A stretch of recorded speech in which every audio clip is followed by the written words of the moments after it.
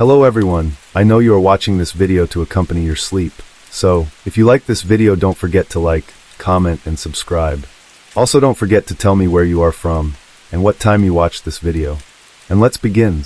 Quick preface, my uncle was a sheriff's deputy and search and rescue officer in the Northwest United States back in the 1990s. This experience is told from my uncle's view with a few explanations from myself. He asked that I keep the location hidden for anonymity purposes. So it was the summer of 1992. It was a couple years into my job with the county sheriff's office. Summers were busy. A ton of people would go camping up here, so naturally people would occasionally get lost. SNR was something I was voluntold to do as a rookie, but I learned to love it. Helping people, especially in life or death situations, was the reason I became a deputy. So SNR gave me that rush, as my normal law enforcement duties were almost always mundane in my small town. We received a call from a lady in Arizona one Tuesday morning. She claimed her husband and young grandson had driven up here on a Friday for a weekend camping trip. They hadn't returned Monday as scheduled, and she was worried that they were lost. So we geared up the SNR team consisting of myself, 4 other deputies, 15 civilian volunteers, and 2 bloodhound SNR dogs. We made it to their camping site around noon. Upon first inspection, everything in the camp seemed relatively normal. We searched their tent and found all their belongings sitting inside. Truck keys, wallet, map, water, food, all sat in the tent undisturbed. A small pot filled with water and, now extra soggy, macaroni noodles sat above a long dead fire pit. It was obvious they had left in a hurry. No tracks were visible to determine what directions they went, so we used a pair of socks we found in the tent as a base smell for the hounds. They caught the scent and started leading us north of the campsite. As we walked, I looked at my partner, and we both shook and lowered our heads. North of their campsite was tens of thousands of acres of dense woods. We knew this was going to be a long search. As we searched, we used a grid pattern. A grid pattern is roughly an acre-sized square on a map that SNR used to determine a more precise direction that someone might have gone. The weirdest part was that the hounds would pick up their scent in one square, but not in any of the squares directly next to that square. This happened multiple times. It was as if someone plucked these guys up from their campsite and placed them in random sections of the forest repeatedly. I began to get a very bad feeling after this. Something just didn't seem right about the situation. The team had covered roughly 3 miles of area as the day started to wind down. As dusk began to hit, it was just myself, my buddy Rob, and his hound Russ that stayed behind. The rest of the team made their way back home, and we would be back out tomorrow morning. I always stayed out overnight when a child was lost. I had a feeling of guilt being in a warm, safe bed while a child was cold and scared, out in the wilderness. We eventually found a small clearing to make camp. By the time night fell, we had a fire blazing and our sleeping bags laid out in the grass. Rob and I went over the next day's search plan for a bit, ate dinner, and eventually hunkered down for the evening. I laid on my sleeping bag and quickly dozed off. I woke up sometime later. I sat up and looked around as my eyes began to adjust to the darkness. I felt like someone was watching me. The urge to look around to ensure that no one was sneaking up on me was intense. I called out, "Hello? Sam? Frank? Is that you? We're looking for you, are you there?" I didn't hear any response, so I laid down and tried to fall back asleep. Just a few minutes later I heard it. Somewhere to my left, past the tree line, came a loud wolf whistle. A wolf whistle is the whistle you hear in movies or TV when a man sees a very attractive woman. I sprang up out of my sleeping bag and began frantically scanning the tree line. At this point, Russ was up too.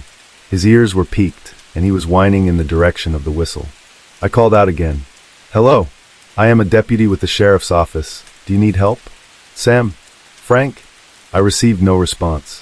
Rob was awake now, and as I was explaining the situation, the whistle came again, but this time to our right. I drew my sidearm and flicked on my flashlight as Rob took out his large buck knife and stood beside me. We scanned the tree line, but we didn't see anything.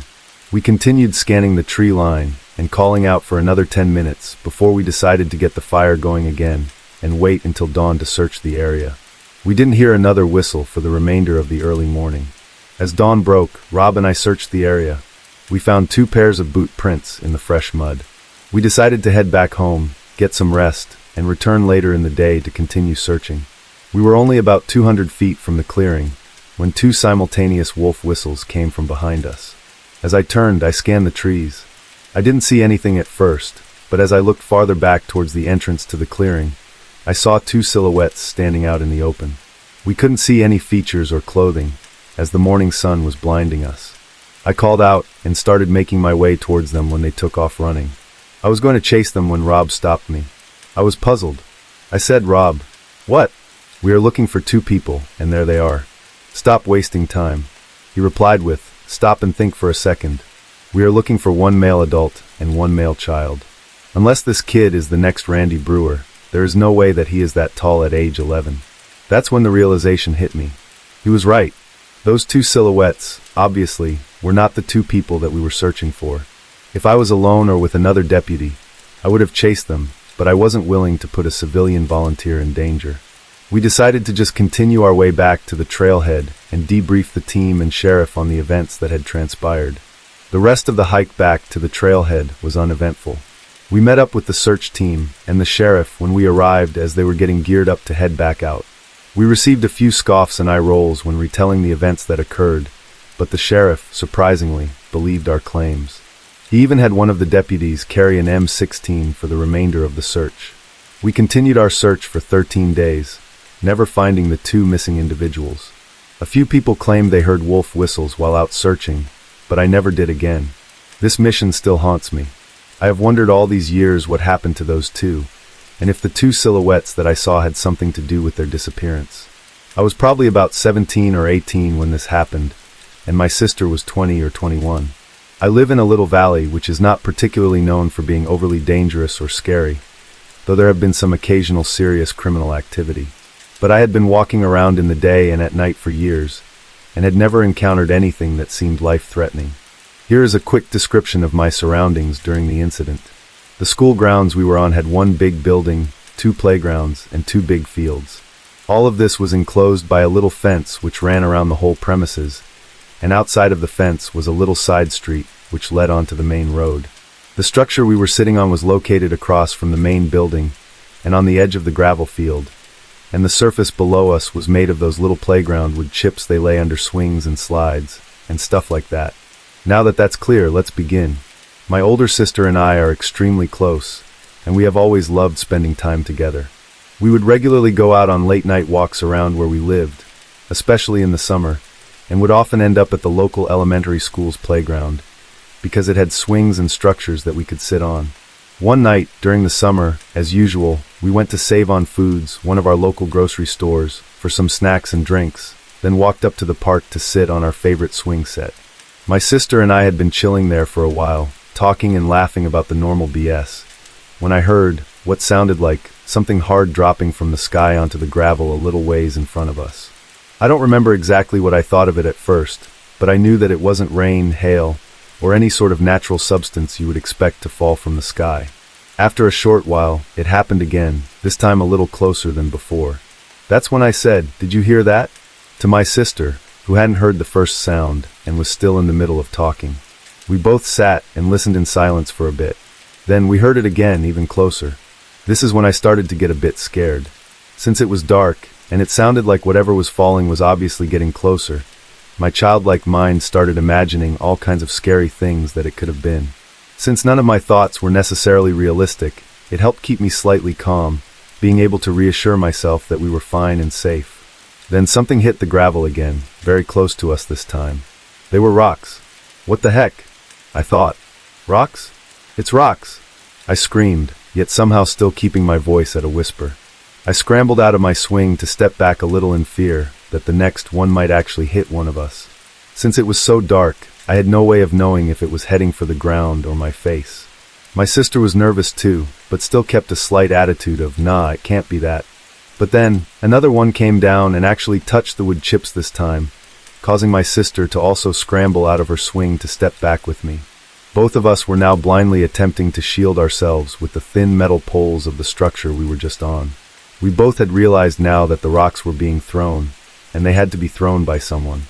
This scared me even more, knowing that a person not only had been lurking in the dark watching us for God knows how long, but they were actually trying to hurt us for some reason, and we didn't even know where they were. We were both frantically scanning the area looking to see someone standing near us, or behind a wall looking at us. And that's when I saw him, standing on the roof of the school. A tall silhouette of a man, wearing a trench coat, or a cape, or some sort of clothing which hung all the way down to his ankles, with a hood pointed up over his head. I couldn't see his face, but judging from his structure, I assumed it was a man. I felt all of the blood drain from the top half of my body. I couldn't stop looking at him. I was so utterly confused as to who this guy was, and why on earth he was on the roof of a school in the middle of the night, throwing actual stones at two girls he didn't know. "Oh Lord," my sister said, once she also noticed the man standing there.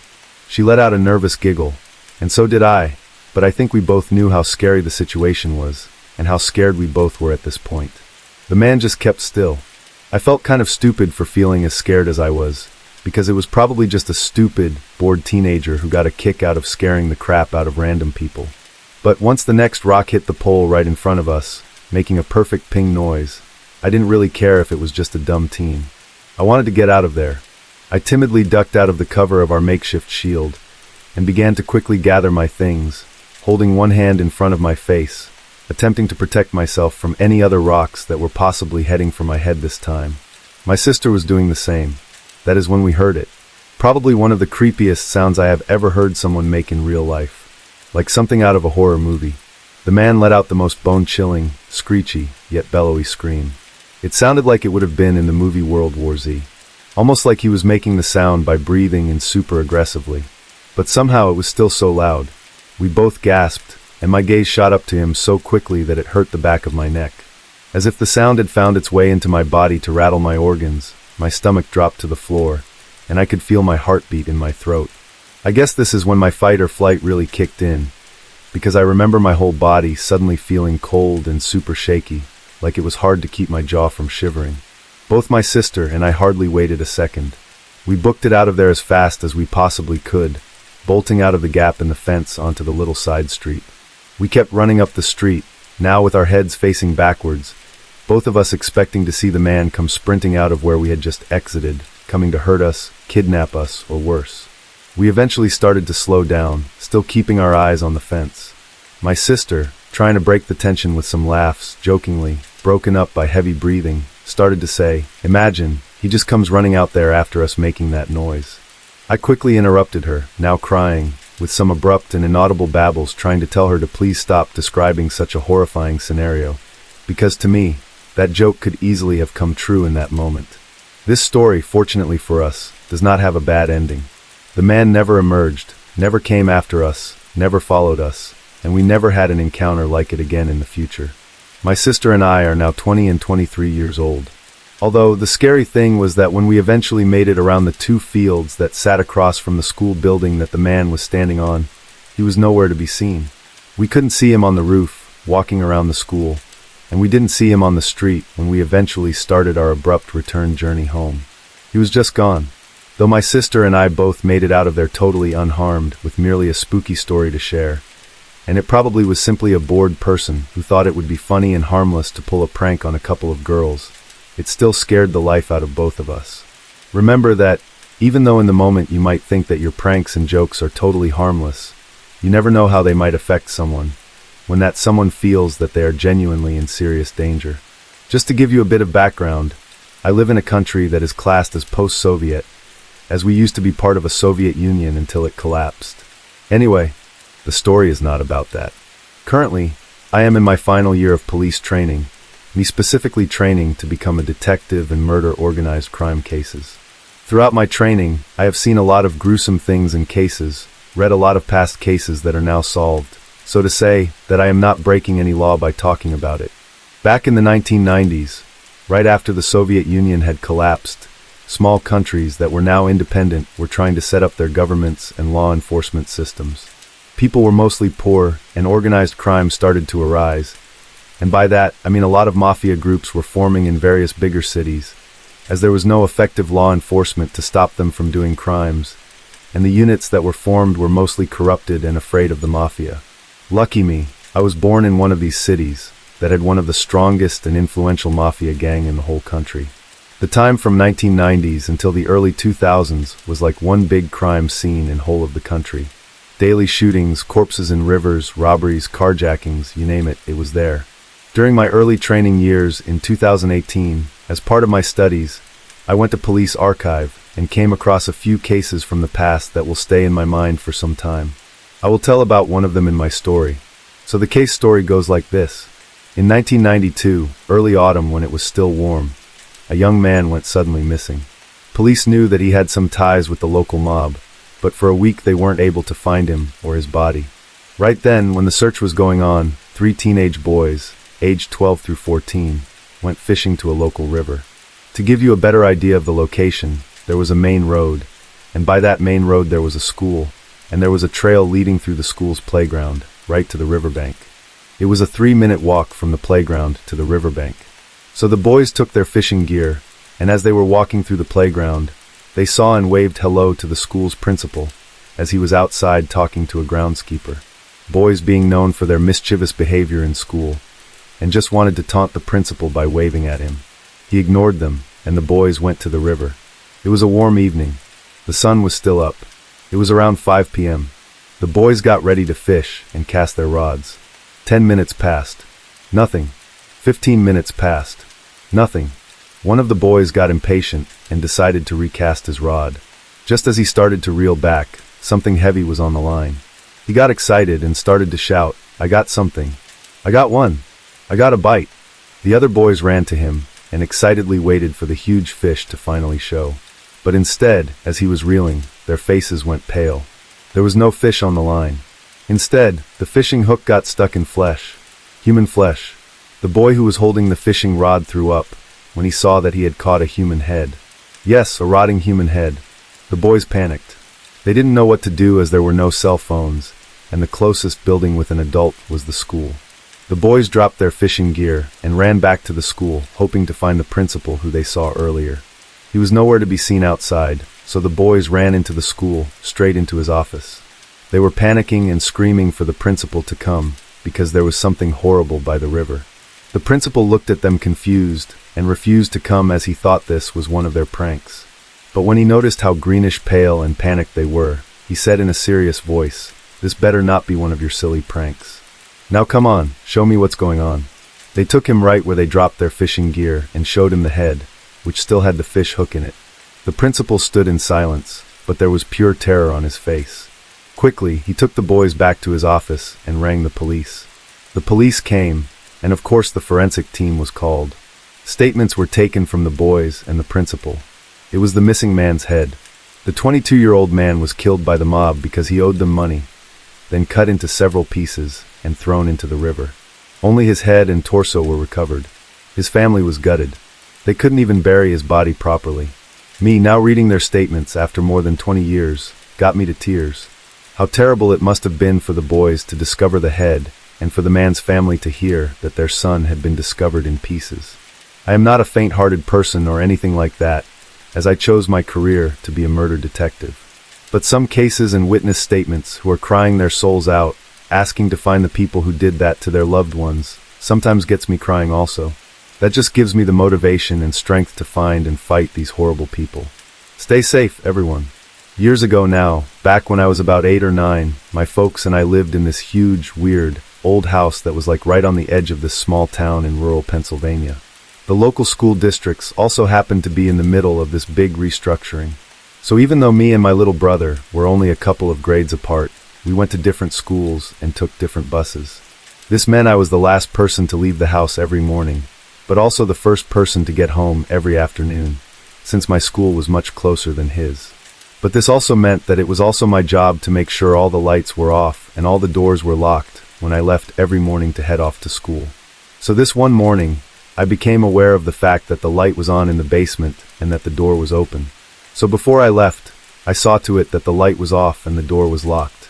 Then later when I got home that afternoon, I saw that the light was on and the door was open again. I remember thinking I was losing my mind or something, that I had totally just imagined locking it up. I mean, I was pretty tired most mornings after staying up late playing Overwatch, so it wasn't out of the question that I had just forgotten to do it. So I went over to turn off the light and close the door. But when I got to the top of the basement staircase, I looked down to see that there was a big, shadowy figure standing at the bottom. I freaked out, slammed the door and pushed a cabinet up against it, and then bolted to hide upstairs in my room. For months, I didn't tell my family because I was positive that what I had seen was a ghost, and I didn't think anyone would believe me. It was Halloween time. I was young and dumb, and happened to have fostered a firm belief in the paranormal. Then about 6 months after that weird little incident, my mom and dad realized that things had been going missing around the house. They blamed me and my brother at first, but after we insisted that we were innocent, we all walked around the place with flashlights, trying to figure out how anyone might have gotten inside without actually breaking in.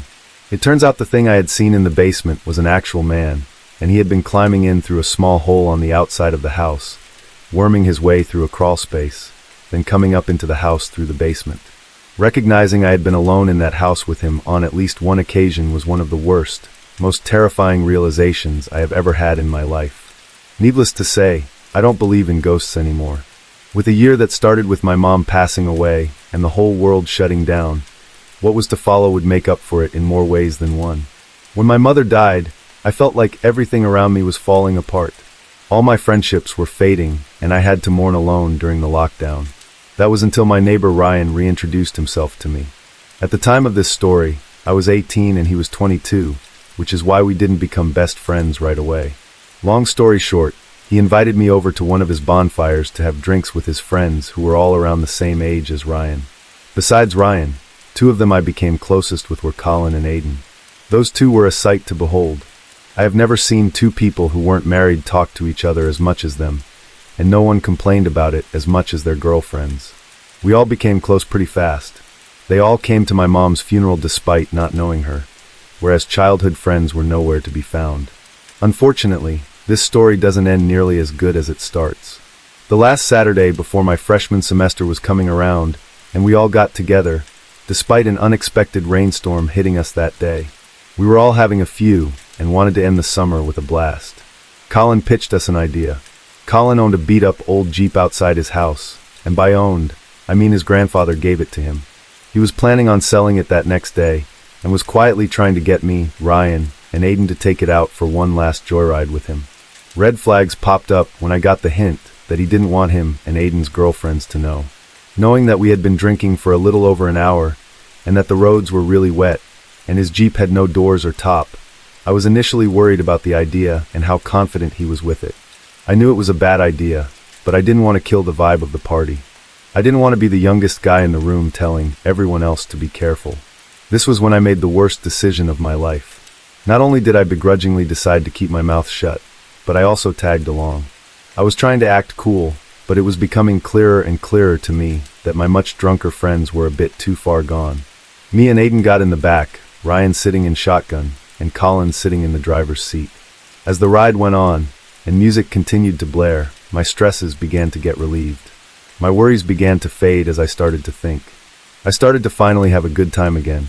That's when I looked over and saw that Aiden was standing up without his seatbelt on. I looked at him, and then looked at Ryan and Colin, and I wasn't sure if they didn't notice or didn't care, but they definitely weren't doing anything. I began trying to pull him back down inside the Jeep, my heart now beating fast inside my chest as I can see that we're going well over the speed limit. I can hear the tires kicking bits of water up on the pavement as we were flying. I am now screaming at the top of my lungs to get Colin and Ryan's attention, but due to the music, I don't think they heard me. Aiden isn't listening, as he was too drunk to understand how dangerous what he was doing was. And that would be our downfall. While tugging on him to get back down, I looked back when I heard a funny noise coming from the tire. That's when I noticed that the back of the Jeep was swinging back and forth, and before I could even realize what was actually happening, our wheels locked up. I was awoken with a ringing sound blaring inside my head, eyes slowly opening up to the dead of night other than a few mumbles and groans from nearby. I look up and see the night sky above me, trying to clear my throat before coughing up some blood. That's when it all hit me. I looked around, seeing that I was still in my seatbelt, but we were no longer on the road. We were hanging off the road with the side of the Jeep slammed up against a guardrail in an awkward angle. You know those moments you have when something so astronomically bad happens while intoxicated that you instantly become sober? This was one of them. I pried my seatbelt off me before stumbling out of the Jeep. I looked back behind me to check the Jeep, noticing that Colin and Ryan were in the front with both of their airbags deployed. That's when I looked back and didn't see Aiden. I painfully crouched under to see if he was on the ground on the other side, but I could not see him while looking under the Jeep. I began frantically looking around before panicking, realizing where he might be. That's when I got a good look at Colin and Ryan, not because my eyes lingered on them, but because of Ryan's screams. Those deafening and heart-piercing screams. Ryan had stuck his arm out while trying to brace himself for impact, and his arm nearly snapped in half. When I found him, he was in the midst of screaming his lungs out and trying to put his arm back together. And then I saw Colin. We had nothing to stop shrapnel from hitting us with the doors off, and by the looks of it, his airbag wasn't as protective as Ryan's. His face was covered with gashes and little rocks and pieces of glass shards sticking out of him. I couldn't focus on them though. At least I knew where they were. I needed to find Aiden. I began calling his name, screaming it as loud as I could with nothing but the headlights of the smashed Jeep to help me out. I began stumbling in the direction the Jeep was facing, looking around at what was lit by the headlights in hopes of finding something. A part of me was nervous to find something. I was injured, and even if I did find him, what if he was as hurt as Colin and Ryan? What was I going to do? Before I could come up with an answer, the choice was made for me. I had found him about 40 feet away from the Jeep, lying face down by a tree. I began scurrying over to him, calling his name, and dropping to my knees. I could see blood in the dirt, but due to it being night, I couldn't get a good glimpse of it. I gripped his shoulder and rolled him over, seeing the immense amount of blood begin to pour as I laid him on his back. I began to cry and scream in horror, as I couldn't believe the amount of blood I saw. It was like a fountain that never ended. Not knowing what to do, I did the only thing I could think of. Wipe the blood away. I gripped the bottom of my shirt and used it to try and wipe the blood away, but it didn't work. I then took my hand and began wiping some of the blood off his face, but the realization I would soon discover would strike horror into my mind for the rest of my life. I didn't understand why it wouldn't work. I didn't understand why there was still so much blood, and that's when I looked at the palm of my hand. I wasn't just wiping off blood from his face. I was wiping off entire chunks of his face. There was more than just blood on my hand.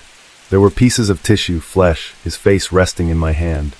I immediately let go and began scooting away in horror as I screamed as loud as I could while beginning to figure out the true state he was in. At the time, I didn't realize it, but there was nothing I could have done at that point. I was already one joyride too late. I don't sleep very much anymore. If I do, it's only about 3 to 5 hours a night. I don't talk to Colin or Ryan that much anymore either. They eventually came to that night before realizing the result of our actions. Yes, our actions. There was no villain in this story. No creepy home intruder. No spooky ghost. Just dumb young adults who made a life-ending decision because of liquor and peer pressure. Unfortunately, not every detail can be shared from this story as there is still a pending court case. Hopefully, people learn from this story though, and don't have to learn from experience. A few years ago, I was part of a true scary stories server on Discord. It was a place where people would share their own personal stories of scary or spooky things that had happened to them in their lives. For a while, it was honestly a lot of fun. Sure, a lot of the stories sounded made up and generally involved stuff like I saw a shadowy figure at the end of my bed and other stuff that sounded like they were lifted straight out of a bad horror movie. But every so often, someone would share a story that didn't have a hint of the supernatural in it. Something that was actually believable. And occasionally, these stories were genuinely terrifying. I read a lot of seriously spine-chilling stuff on that server, but a lot of it I have forgotten over the years probably, because although they were creepy, they just weren't disturbing enough to actually stick with me. But there was one story in particular that I have never forgotten, because it genuinely made me shudder when I read it. The poster began their story by assuring us that their story wasn't just some fabrication, and that although they were pretty young when it happened, just thinking or writing about it as an adult was a pretty stressful experience for them. They went on to explain that their early years were marred by tragedy. How their dad had died when they were really young from a drug overdose. So they were raised by a single mom living in a small apartment just down the street from their grandma's house. Mom did some dating though, obviously trying to do the right thing, and find them a stepdad to give them some kind of father figure in their life. The incident in question happened while she was out on a date. Usually speaking, their grandma would babysit for them anytime mom needed to do anything that meant she couldn't bring them along. But on the night of her date, the grandma was working. So although it wasn't ideal, 9 or 10-year-old storyteller was left unsupervised in their mom's ground floor apartment. Sounds kind of irresponsible at first, but the storyteller was quick to reassure the members of the server that was back when Yu-Gi-Oh was popular. As long as they had their cards and a box set of the cartoons to keep them occupied, being left alone for like an hour or two certainly wasn't an issue for them. It's not like they were going to wander out of the apartment or get up to any mischief while their precious Yu-Gi-Oh was keeping them busy. But at some point during the evening, they are sitting there playing with their cards and watching TV when they heard a tapping on the window. Remember, they lived in the ground floor apartment, so pretty much anyone could have just walked up and started tapping on the glass. No climbing or levitating or any of that stuff was involved, so there was nothing inherently worrying or creepy about someone knocking on the glass. The storyteller then gets up, walking towards the window before drawing back the curtains, only to reveal the face of a complete stranger. Not their grandfather, not an uncle, but a complete and utter stranger. Surprised and confused, they back up from the window, letting the curtains slide back into place before this horrendous crash sounds. Broken glass tumbles onto the carpet at the foot of the curtains before another smash sends more glittering shards onto the floor in front of them. At that point, they said they just tossed their Yu-Gi-Oh cards onto the floor and bailed, rushing out of the back door of the apartment and over to a neighbor's house, pounding on the door in a state of abject terror as they looked over their shoulder every so often to ensure the mysterious predator wasn't hot in pursuit. But thankfully, the neighbor answers the door, lets our storyteller in, before taking the time to calm them down to get the full story out of them. Naturally, they called the cops immediately, who rushed over since they were given the description of a home invasion in progress. The neighbor then gets in touch with storyteller's mom to let her know the awful news, who immediately rushes home to comfort their terrified son. Then after that, both the neighbor and the storyteller's mom accompany them back to the apartment, where the cops are still searching the property and surrounding area for any sign of the attempted intruder. Apparently, one of the cops approaches the mom at this point and shows her something in a clear plastic evidence bag. The mom stares at it, turns pale, then kneels down and hugs our storyteller tight, fighting to hold back tears as the neighbor says, "Oh my gosh." They both ended up staying at the grandma's place for like a week after, while the window was repaired. And if that seems like a bizarre amount of time to fix a window, and that something else might be behind them staying away from the apartment for a while, you would be right in thinking that. Our storyteller had their suspicions for a little while, but they were too young to really understand the implications of what had happened. The kind of danger they had been in wasn't clear until many years later, when their mom explains to them just what had happened that evening. You see, it wasn't just the window that was being replaced. The entire apartment was being fitted with new, incredibly sturdy locks, CCTV cameras, just about everything short of a panic room, all being paid for by Grandma and Grandpa. The whole family was absolutely terrified, and it was all down to the piece of evidence that the cop showed the mom that night. The little thing in the clear plastic evidence bag that made her turn ashen and squeeze our storyteller in a big, trembling bear hug. What was in that plastic bag was a photograph of a young boy curled up in bed, sleeping soundly. And that boy was our storyteller. The mom told a much older storyteller that the photo couldn't have been taken long before the attempted break-in. Something about the sheets on the bed being fairly new or something, I can't quite remember, or maybe it was a new haircut that the storyteller had gotten. But either way, it was some detail in there that made it clear that the attempted intruder had broken into the apartment somehow, maybe only a week prior, and had taken a photograph of our storyteller while they were sleeping. I can only imagine they had done so to several other children too, making a little catalog of potential victims, pursuing them for hours on end before finally deciding the one they liked the most. I think that's what makes my blood run cold back when I read their story. The idea that the intruder had taken this perverse liking to them, one that was strong enough for them to be unable to resist their urges or whatever kind of sick, twisted desires had them smashing that window that evening. The family only felt safe again when they heard news that a creeper whose MO was eerily similar to their own experiences was caught by police and jailed after being extradited to another state. But they kept the whole thing a secret from our storyteller until he was in his late teenage years. There was no more details after that. There wasn't any grand conclusion, just that it was something that had haunted him for years. I never read anything as horrifying as that on that Discord server. It made everything else seem tame in comparison, and I stopped reading shortly afterward. It's weird how we seek out scary stories sometimes just to give ourselves a little thrill, but end up being genuinely traumatized not by the spoopa skeleton stories, but by things that we know could have easily happened for real. So this story is going to be partly from my perspective as well as my brother's perspective, and it's going to be a long one. This is a true story that happened last night, while I was at my grandma's house. So before this all took place, I went to get McDonald's in the nearest city to us, which is about 20 minutes away. After that, I decided to go down to my grandma's house instead of going straight home. For context, she lives down a long farm road, to which you also have to turn off down a half-mile dirt driveway just to get to her house. I arrived there at around 9 p.m., and I went in and visited with my grandmother and my brother, who lives with her ever since my grandpa passed away, so that she won't have to live down there all alone. My brother and I took out my grandma's dog to go pee at around 10:30 p.m., and we just sat outside listening to music and talked for a while. At that point, I was starting to get cold because this is East Texas, and I am not yet used to it getting down into the low 40s at night, so I was about ready to head inside. I noticed something moving in the corner of my eye near the large metal shop that sits a few hundred yards from the house. I didn't really take too much notice though, because it is not uncommon for deer or raccoons to come snooping around in the yard, and plus my grandma's dog wasn't barking, so I thought that it might have just been my eyes playing tricks on me. We finally headed back inside, and my grandma went to sleep around 11 p.m., so me and my brother stayed up and played Among Us and watched YouTube for a while. At around 2:30 a.m., I was very tired and ready to go home, so I asked my brother to walk with me to the door and make sure that I got out to my car, because I am always paranoid, especially at night. He joked around and said that he would turn the light off on me and lock the door, and I freaked out and begged him to walk me out to the car, to which he finally did.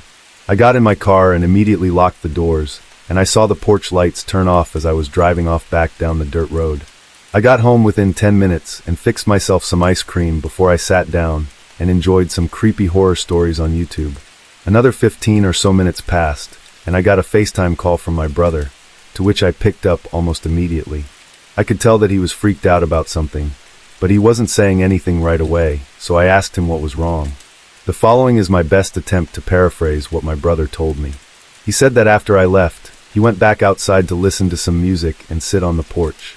He had the music on his phone up pretty loud, which would usually mask any noises of animals coming from the nearby woods. After a few minutes of listening to music, he said that he heard what he thought to be sounds of metal banging around, so he quickly paused the music and listened to see if he could hear the sound again. He stood up and looked towards the shop and the boat shed, which are adjacent to each other and are a few hundred yards away from where he was standing. He saw a faint light shining around near the boat shed, but then it quickly flicked off. At this point, he was freaking out, so he quietly crept back inside the house and locked the door behind him. He said that he ran to his room in the back of the house, I guess not thinking to wake up our grandma, and he grabbed his weapon.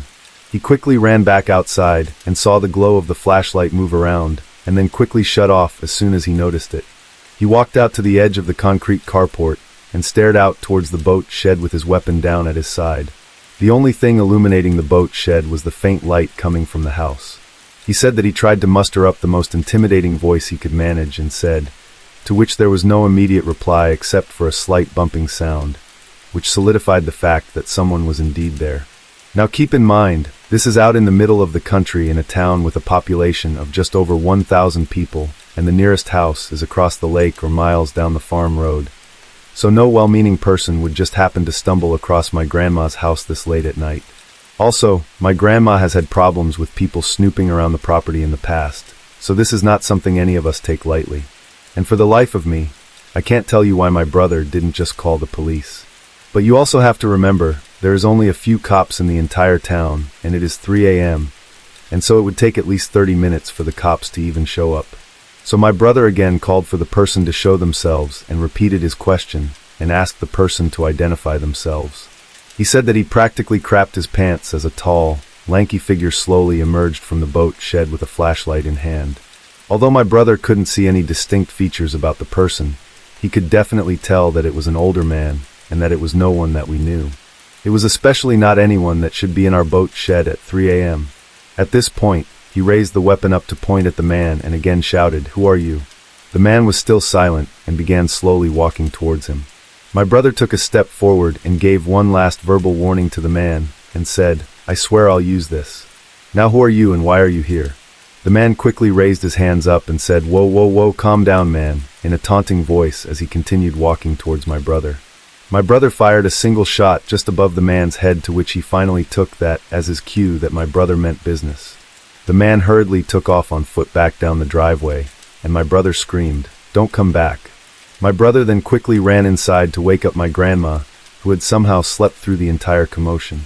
She didn't seem worried enough to actually call the police, but of course after hearing this all I could think about was what were the true intentions of that man. Was he just some druggie snooping around looking to steal some tools or money? Or were his intentions much more sinister? Another question that haunts me about this whole situation is how many times has this happened after my grandma and brother went to bed and we just didn't know? And was he watching us from the shadows all night? Was he watching me as I walked out to my car? What would have happened if my brother had actually turned out the lights and locked the door before I could get to my car? I have a pretty good imagination, but I really don't like to use it thinking about the possibilities. And to the stranger who tried to rob us, or do God knows what at 3 o'clock in the morning, I hope you learned your lesson.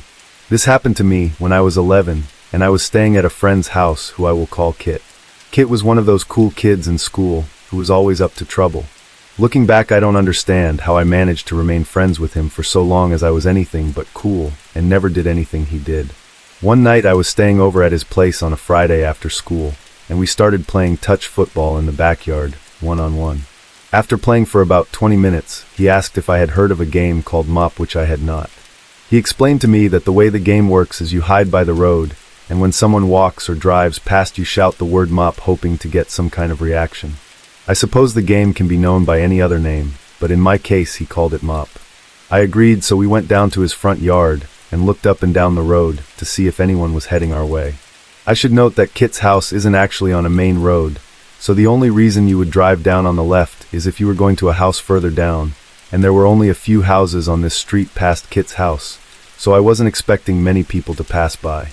I hid behind the garage bins, which were by the driveway fence, and Kit was hiding in the opposite side in the garden. At this point it was about 4 p.m., so it was still light out, which to me made the game less fun. About 2 minutes and a car drives by and Kit shouts out Mop. Nothing happened, which was no surprise. I knew someone driving by wouldn't be able to hear us. Not long after, a man and woman were walking their dog, and as they were walking by, Kit shouted Mop at them. The man and woman stopped and looked around confused for about 5 seconds, and then they started walking again. That was the exact reaction I was expecting. After about 10 or more disappointing reactions, I was starting to get bored, but Kit was having too much fun. Eventually I noticed a homeless-looking man making his way over. Kit couldn't have seen him yet, so I gave him the signal that someone was near, and he waited. As the man was getting closer, I could see that he was talking to himself like he was arguing with someone. As he got closer, I could see that he was at least in his 40s. I could see how dirty he looked. He had long, greasy black hair, and his face was covered in dirt. I was starting to get nervous. When the man was passing us, I heard Kit shout out something that I cannot repeat. It was really, really bad. The man looked right towards the house in an instant, looking absolutely furious. I was freaking out, as the man could have easily spotted me hiding behind the bins. The man started passing back and forth with his eyes fixed on the house, looking around and muttering to himself. Eventually he started walking back the way he was heading, and once he was out of my view, I got out from behind the bins and made my way over to Kit. I was about to yell at him and tell him how stupid it was what he said, but then he said, "Let's follow him." I told him that was a terrible idea, but as a stupid 11-year-old kid, I eventually agreed. We kept at a distance and followed the man off the road and at the entrance to the brush. We hid behind a car and watched the man. I wish I could say we headed back right then, but Kit wanted to see where he was going, so we followed. Kit went first, and I followed close behind. I was walking as quietly as possible, but the leaves were all so dry, so they crunched really loud as we walked over them. About 5 minutes into this, Kit stopped dead in his tracks, and I heard him whisper, "Oh crap."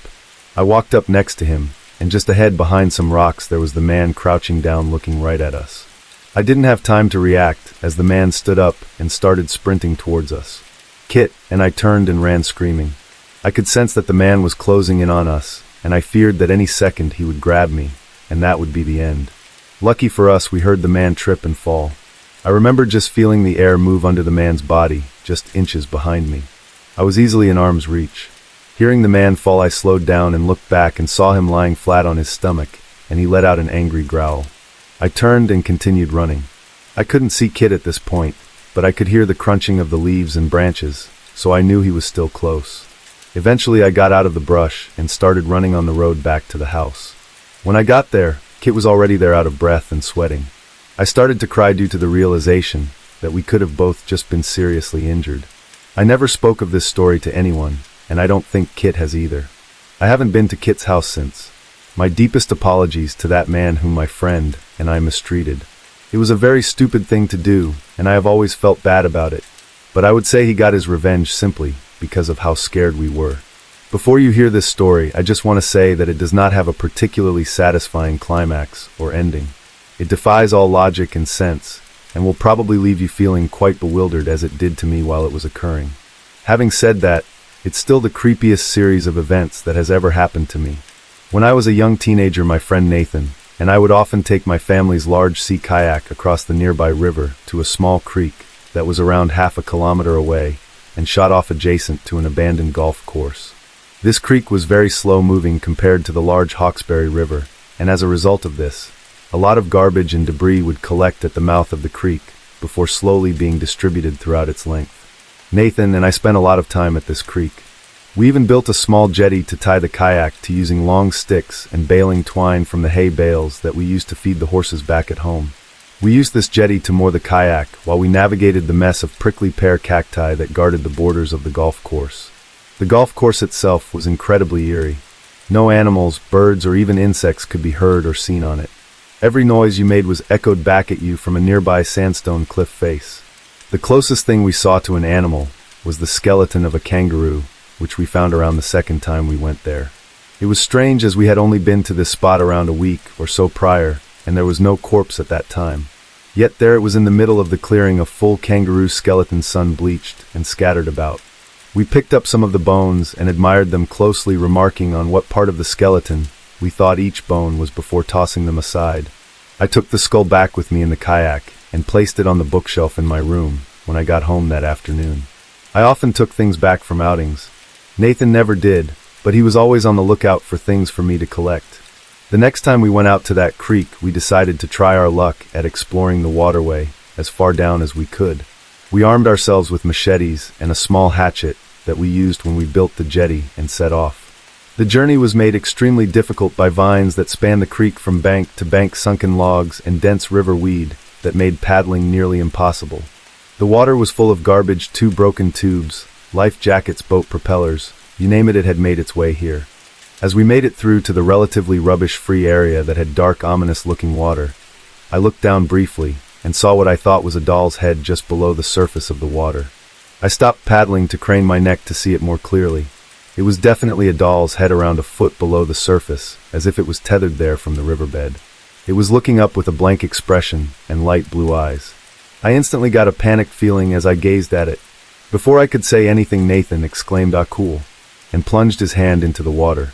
I could tell that he was surprised at how deep he had to reach to wrap his fingers around the head, but Nathan was a determined dude.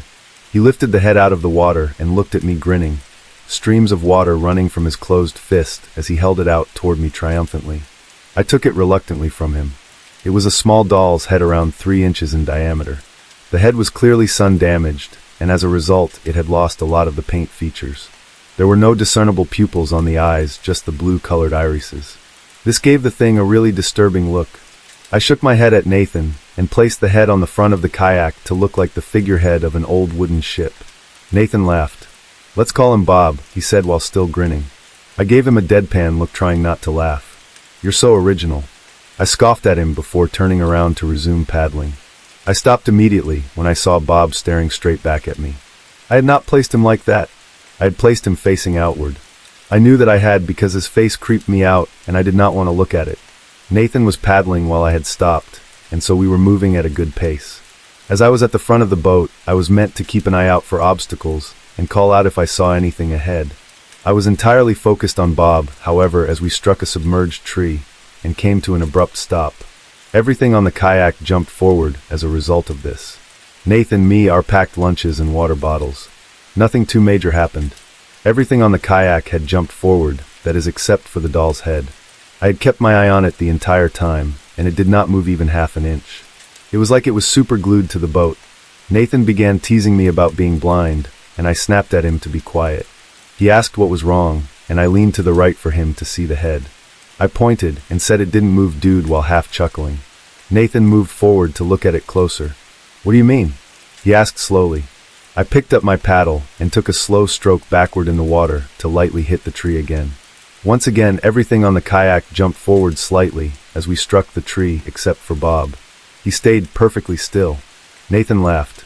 That's weird, he said, his voice trailing off. I reached out to turn Bob around on his spot, and he turned easily. Let's go home, I said loudly, trying to wash the area of the heavy feeling that was seeming to settle down upon us. Nathan agreed, and we turned the kayak around to head home. I watched the head like a hawk. Bob never looked back at me on the trip home, though. When we got home, we packed everything that we could into our backpacks and lifted the kayak out of the water. The head was stuffed into my pocket. I had not told Nathan how creeped out I was out of the fear that he would give me crap or give him possible ammunition to play a dumb prank on me with it. Nathan was, and still is, my best friend, and he would absolutely have done that if I had told him, just as I would to him had the roles been reversed. I decided to just keep my mouth shut about the stupid doll head and hoped that Nathan would simply forget about it. We trudged over to my neighbor's backyard with the kayak, holding it by the handles at both ends. My pocket started to feel very warm. I stopped listening to Nathan's nonsense and began to focus more on the ever-increasing temperature of the head inside my pocket. Each time I thought it can't get any hotter. It somehow would. It was not burning, more like the feeling of deep heat as it gets left on. I tried my best to ignore it. It was getting dark now, and I really wanted to get home. We dropped the kayak in the garage and put away the machetes and hatchet before making our way upstairs for dinner. I took a detour to my room to dump the head out of my pocket and onto my bed, leaving it there while I left my room to join Nathan and my family for dinner. When Nathan and I finished dinner and entered my bedroom to go to sleep later on that night, the head was absent from my bottom bunk bed. Granted, my room was a mess, but it should still have been in the cleared spot on my bare mattress. I took a little time to look for it, tossing the blankets and sheets aside and climbing on top to peer down through the gap between the bed and the wall. I could not see it anywhere. I was not concerned that I may not see it again. In fact, I was somewhat relieved that it was gone. However, I had a gnawing feeling that it was still around, not watching me exactly, but just a presence. Nathan seemed to have forgotten about it, though. He never brought Bob back up again that night, and he climbed up to the top bunk and promptly fell asleep. I lay down on my bed and pulled the bundle of blankets haphazardly over the top of me, falling asleep quickly as well. The next day I was awoken by the sounds of thumping noises coming from nearby outside. I got up out of bed to glance out the window into the front paddock of our property to see my stepfather using the hatchet to hack at a tree stump that was much too large for the minuscule axe. My stepfather was a very smart man, but his grasp on common sense sometimes bordered on the absurd. I yawned, rubbing my eyes and turning around before opening them. I froze in place. There on the shelf in front of the kangaroo's skull was Bob, his eyes looking once again directly into mine. I turned to look at Nathan, still sleeping on the top bunk, and instantly jumped up on the railing to punch him hard in the upper arm. He awoke with a pained cry and looked at me with a scowl. "What the heck, man?" he demanded, lifting his other arm to place his palms over the spot that I had struck with the punch. "Oh, like you don't know, mofo," I said with a slight laugh, trying to mask the trembling tone in my voice. Nathan looked incredulously back at me. I stared at him to try to see if his stoic expression would falter. It always would when he played pranks. It did not, though. I shook my head and strafed across the railing so that the bookshelf was in his view. I pointed at the top shelf. "You didn't put it there?" I asked. Nathan sat up to get a better look and shook his head. "Nah, man, I would have had him facing outward anyway. You know I would have." I spun my head around so fast that I'm surprised my neck did not break. Sure enough, the head was now facing toward the kangaroo's skull and not outward like before. I began shaking. Unable to hold myself up on the railing any longer, I dropped to the floor and stormed over to the bookshelf to pick Bob up and took him out into the kitchen. I stepped on the pedal to open the chrome bin in there and threw him in the garbage a lot harder than I needed to. I did not let the lid naturally close, instead choosing to slam it down as a good measure. Nathan sleepily trudged out of my room once I had finished doing this. He stared wide-eyed at the bin. He took a moment before looking up at me and speaking. "Yeah, that thing was creepy, man." I was glad that Nathan agreed with me and was not using this opportunity to make fun of me. I nodded at him. "Something about it was just wrong," I uttered quietly. Nathan playfully kicked the bin, making it rock a little. "Take that, creepy doll head guy," he exclaimed while laughing. I laughed too, feeling glad that the situation was over and dealt with. I asked Nathan again if he had actually put the head on the shelf, stating that if he had, it was okay. It was a good prank. I just needed to know for my own sanity. Nathan put his hand over his heart and sternly promised that he had not done it. I believed him then, and I still do to this day, nearly 17 years later. Months went past. Nathan and I never had an opportunity to make our way back to the creek. With school holidays approaching, I was keen to get big chores out of the way on weekends so that I could enjoy the full extent of the holiday period. I did this by working on weekends with my stepfather on various projects on our rural property. We used the machetes and hatchet that Nathan and I had taken on our last trip to the creek in order to complete many of these tasks. Having no means to sharpen the tools, or even the knowledge for that matter, meant that cutting and hacking got more difficult and cumbersome as time went on. One day, as I was fighting my way through a thicket of vines hanging from a large peppercorn tree, I observed my mother lean down to pick up an object out of the dirt in the front paddock. It was in a spot directly below the main household wheelie bins that the council picked up weekly. I thought nothing of it. A few hours later, I went inside to get a drink of water and to change my shirt as I had managed to create a large tear in the one that I was wearing. I entered my room and immediately felt strange. Feeling a need to look over at my bookshelf, the feeling of déjà vu was intense. Bob was back, staring at me again from the spot on the bookshelf that I had placed him on years earlier. This time, though, a small smirk was obvious on his features. I felt nausea sweep over me, and I turned around to walk back into the kitchen. "Mom?" I asked sheepishly. My mother didn't look up from doing the dishes. "Yes, honey," she replied. "Did you put something on my shelf?" Mom murmured in agreement with me. "Yes, I found that doll's head in the front yard earlier. I saw it in your room a long time ago and figured you must have lost it somehow." This made no sense to me. Mom could not have seen it in my room. There was no time. Furthermore, what a bizarre thing to do, to find a doll's head underneath the retaining wall that I'd been sat atop of, and to think to wash it off and put it on my bookshelf. I shook my head and turned to walk back to my room, determined to get rid of him for good this time. I marched straight up to the bookshelf and reached up to grab Bob, and paused. He was not there.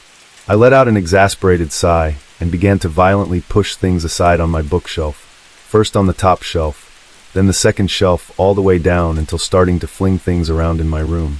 He was nowhere to be found.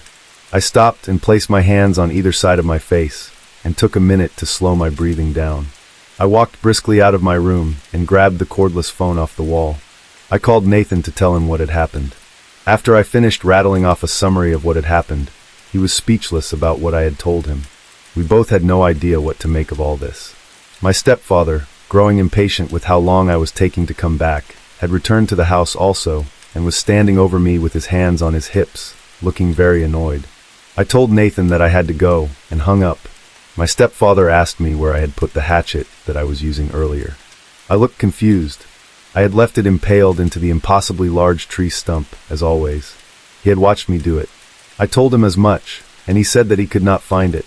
We both went back down to the paddock together, and sure enough, just like Bob, the hatchet had seemingly disappeared. I never saw Bob again, but the story does not end there.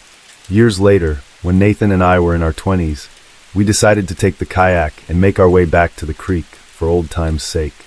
We took the kayak out of the garage and carried it up the road to a launch ramp, as the neighbor's property that we used to get to the river had changed owners some years back. It took us about an hour to get to the creek, as opposed to our usual 20 minutes back in the day. When we arrived, we were very surprised to see that our jetty was still there, having survived 2 floods and over a decade of river tides. It honestly did not look like it was damaged in any way, almost like new. We stopped and moored the kayak to it, as we always done, and stepped out onto the shore. My foot kicked something up in the dirt, and I looked down to see the outline of a familiar shape. It couldn't be.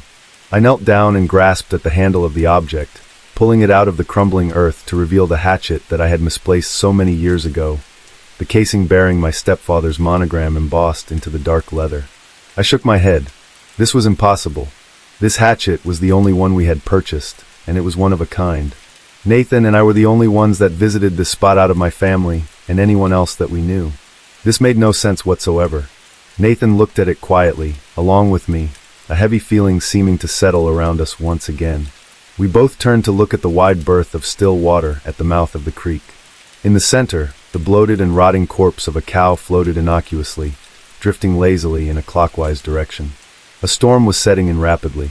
Nathan and I looked at each other at the same time and knew that this was the last time we would ever be coming to Katai Creek. When I was a kid, my family moved from our home in upstate New York all the way down to North Carolina, all because of something to do with my dad's job. It was a pretty scary time in my life for someone so young to have to leave behind their school friends and stuff and settle in an entirely new place was deeply disconcerting and saddening, but none of that compared to what I would face one day during elementary school. To me, it was a morning a lot like any other, nothing remarkable or ominous about it. I mean, the weather seemed pretty crappy, so there was no outside recess during the morning, but that's not entirely unusual during the fall on the East Coast. But as the afternoon progressed, I remember looking out of the windows of our classroom and seeing the light drizzle of the morning progress steadily into some of the heaviest wind and rain I had ever seen, like it was pounding against the window so hard at one point that our teacher had to actually raise their voice in order to make themselves heard. Not long after, another teacher walks in the classroom, quickly walks up to our teacher standing at the front of the class, and whispers something in her ear. Our teacher immediately goes all wide-eyed, and although we didn't know exactly what had been said or what was going on, this super tense feeling just descended over the class, like we instinctively knew something was wrong. Class continued for a little while, all while the weather outside continued to get worse, only this time, instead of just ignoring it, our teacher kept looking out the windows. I remember turning to see what she was looking at and seeing just a bunch of stuff flying across the playing field outside, nothing major, just a lot of paper and bits of plastic, but I had never seen anything like that before, and it made me really nervous. Then, the intercom in our classroom buzzed into life, saying something about how all teaching staff and pupils needed to take shelter in the hallways immediately. So we did, and with our teacher trying to keep us all calm, and she struggled to keep a lid on her own fears, we filed out into the hallway, and were told to sit down on the floor out there. By that point, we could all hear the sounds of the wind howling outside of the building, even through some pretty thick cladding and stuff, which was terrifying all on its own, and the louder it got, the more and more afraid we all got, as our teachers explained that it was just some nasty weather, and it couldn't hurt us so long as we were in the hallways. Things were fine for a little while, but our classroom was right next to the library, and at one point, just as the mood seemed to be as tense as it could get, we all heard this big crashing sound coming from behind the closed double doors. It was so loud and frightening that all the kids immediately screamed when we heard it, and it was followed by these horribly loud howling wind noises that seemed to echo down the hallways we were sat in. It honestly sounded like a big monster had just come crashing its way through the glass and was tearing around the library, knocking things over as it went. Some of the other kids were inconsolable at that point, as the screams turned into sobs and wails that the teachers tried and failed to calm. It was like a rolling choir of fear and misery, with almost every second kid just either quietly sobbing or openly wailing. I admit to crying myself, but it was only upon hearing another kid saying to a teacher, "I want to go home. I want my mom and dad. I need my mom and dad." That just made me think of my own parents and how this horrible and bizarre event might be affecting them too. That's when I couldn't find it in me to be brave anymore, and I broke down crying as well. We ended up staying in that corridor for hours, way past the time we all should have been filing out of the school for the end of the day. It was actually dark out by the time the howling noises stopped coming from the library, and you can't even imagine the sense of relief that came over us when we were told that our parents would be coming to collect us from school in the next hour or so. I cried again when I saw them near the main entrance, running up and giving them a huge hug. I was just so thankful that they were safe and that whatever was going on outside hadn't gotten them, as I was so terrified that it might. As it turns out, the school had been hit by a tornado. It definitely wasn't the worst kind that could have hit, but as I mentioned, it was bad enough to blow out the windows in the library, or maybe it was a tree that was felled that somehow managed to smash through the windows. I didn't actually see what exactly caused the damage, but at that age, I wasn't even really sure what a tornado even was. Like, sure, I had heard the word before, but I had never been caught in anything as crazy as that, and neither had most of the other kids by the way they reacted. It was without a doubt the single most pant-wettingly scary thing that ever happened to me during my entire childhood, let alone during my time in elementary school. And since then, I have had a profound respect for how awesomely powerful the forces of nature can be and how they are not to be taken lightly. I know this isn't as gripping or terrifying a story as some of the school lockdown ones I read from time to time, but for all of us in school that day, It was like a nightmare come to life. I was always a very naive, innocent kind of person. I was the type of optimist who believed there was a touch of goodness in every heart, a dangerous mindset to be in. I realize now that seeing the world through my rose-colored glasses put a big, flashing, red target on my back. Often, when you think of scary stories involving creepy behavior and psychological abuse, you think of an occurrence from a stranger. In my case, it came from my mother-in-law. My husband's mother initially adored me, not for any reason other than thinking I could easily be controlled. I was meek with a passive personality, so it made sense that I would come across like someone who could be easily influenced.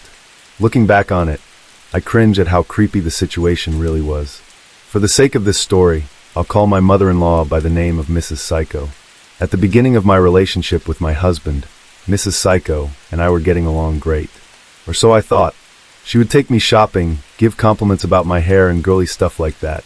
As the relationship with my partner grew more serious, she would rant and rave to everyone in our neighborhood about how much she adored me, and how I was like the daughter she never had. So naturally, I thought things were progressing positively. But certain things were just really off about Mrs. Psycho.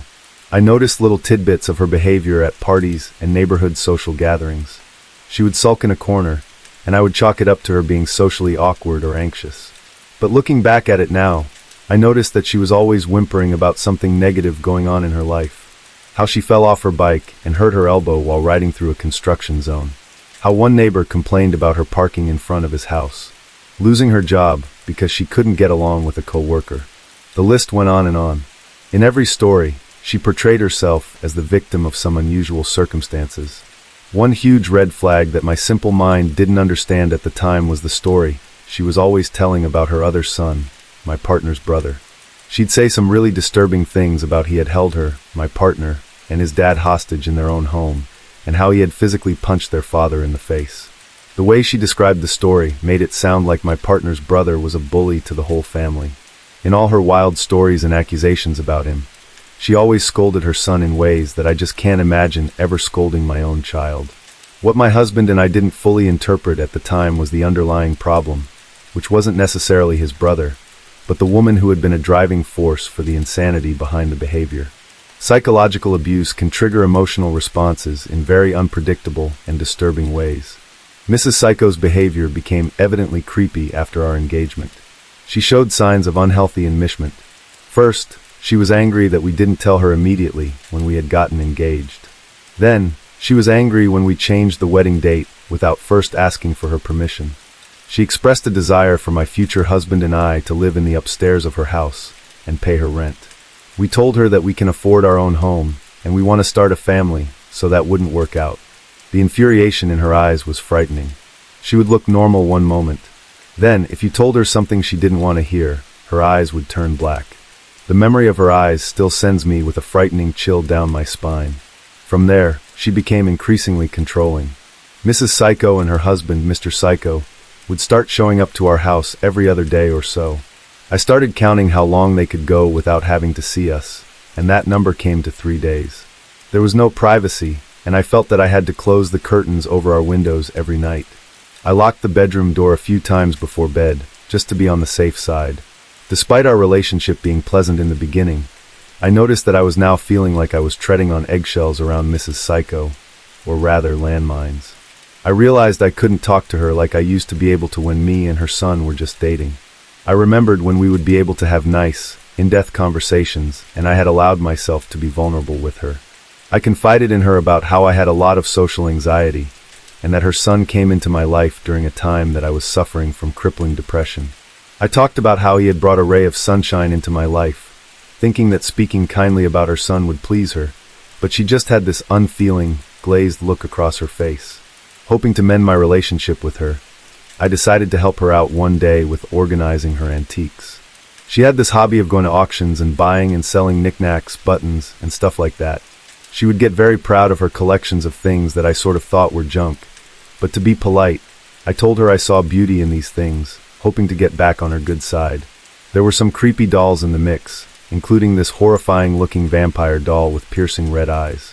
She said she had had that doll for years and used to scare my husband with it when he was a kid. She laughed at this, and the sound had an eerie, satanical vibe to it.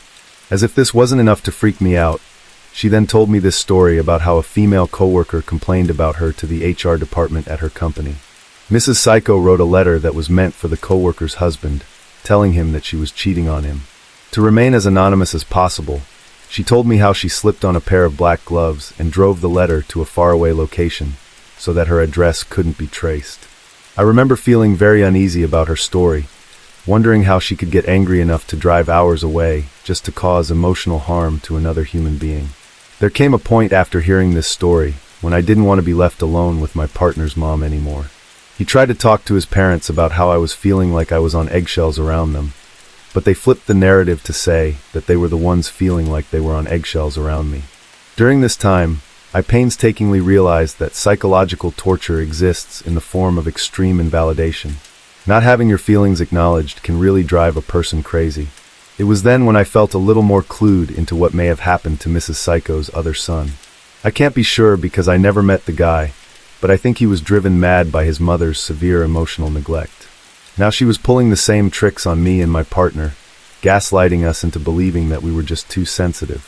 When my husband and I started figuring out that something was off, things got even creepier.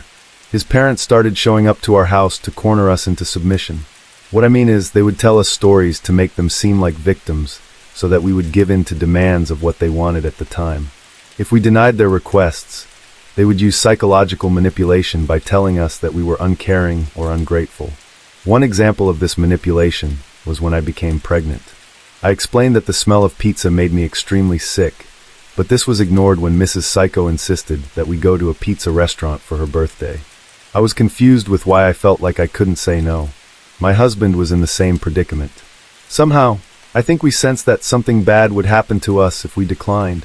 This is also because Mrs. Psycho's husband and her sister had contacted us, telling us explicitly that they weren't allowed to say no to her dinner invitations anymore. They explained it like saying no hurts her feelings, but there was something else there that I can't quite explain, something hidden beneath the surface that sounded really threatening. I had no idea why, but I just did not feel safe. Then, only 2 weeks after giving birth to our daughter, I had the creepiest interaction of my life. Mrs. Psycho caught me alone while I was on my front porch. The weather was really nice, so I was rocking with my baby in one of our outdoor chairs. She came up to the doorstep and assumed a seat in a chair next to me. Then, in a quiet, ominous voice, she said to me, "You have to share her, you know." Her black eyes flicked to the infant in my arms. I know what you might be thinking, but this wasn't said in a cute, excited new grandma kind of way. Her voice sounded cold and possessive, with certain passive-aggressive intent behind the statement. I naturally clutched my arms around my daughter tighter, feeling a protective instinct take over me. Mrs. Psycho had expressed to me before that she had always wanted to have a daughter, but was only ever able to have sons.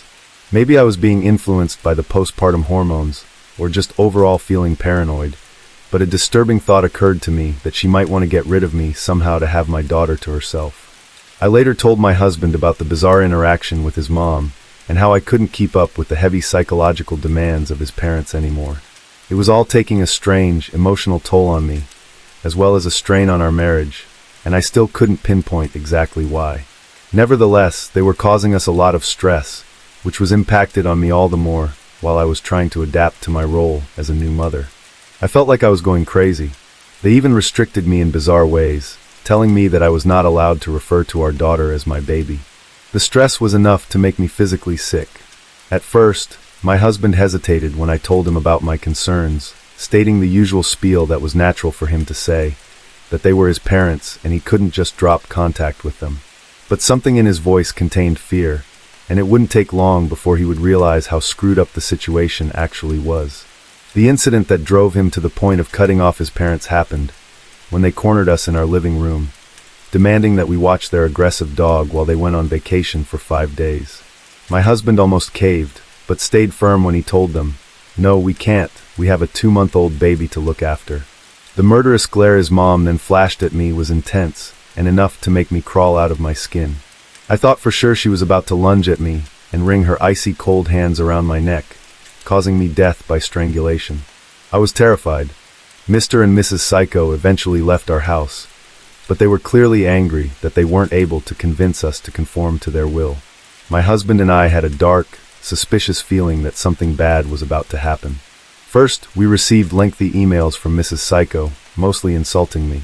She said she thought I was brainwashing her son, and she went on to portray herself as a victim. She used the knowledge of my anxiety disorder to make an argument that I was mentally unstable and dangerous. She threatened to post about me on Facebook and mess up our lives if we didn't apologize for deviating from what she wanted. At the same time, she told me that I was dead to her and listed all the mistakes I had made in the past, as well as my faults. We remained silent, not wanting to engage with her any further.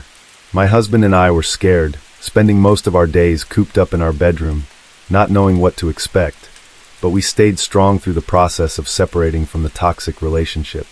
Mrs. Psycho proceeded to make good on her threat, posting about me publicly on Facebook. She said that I was crazy. She even went a step further, saying that I had borderline personality disorder, which was entirely fabricated. It didn't end there, though.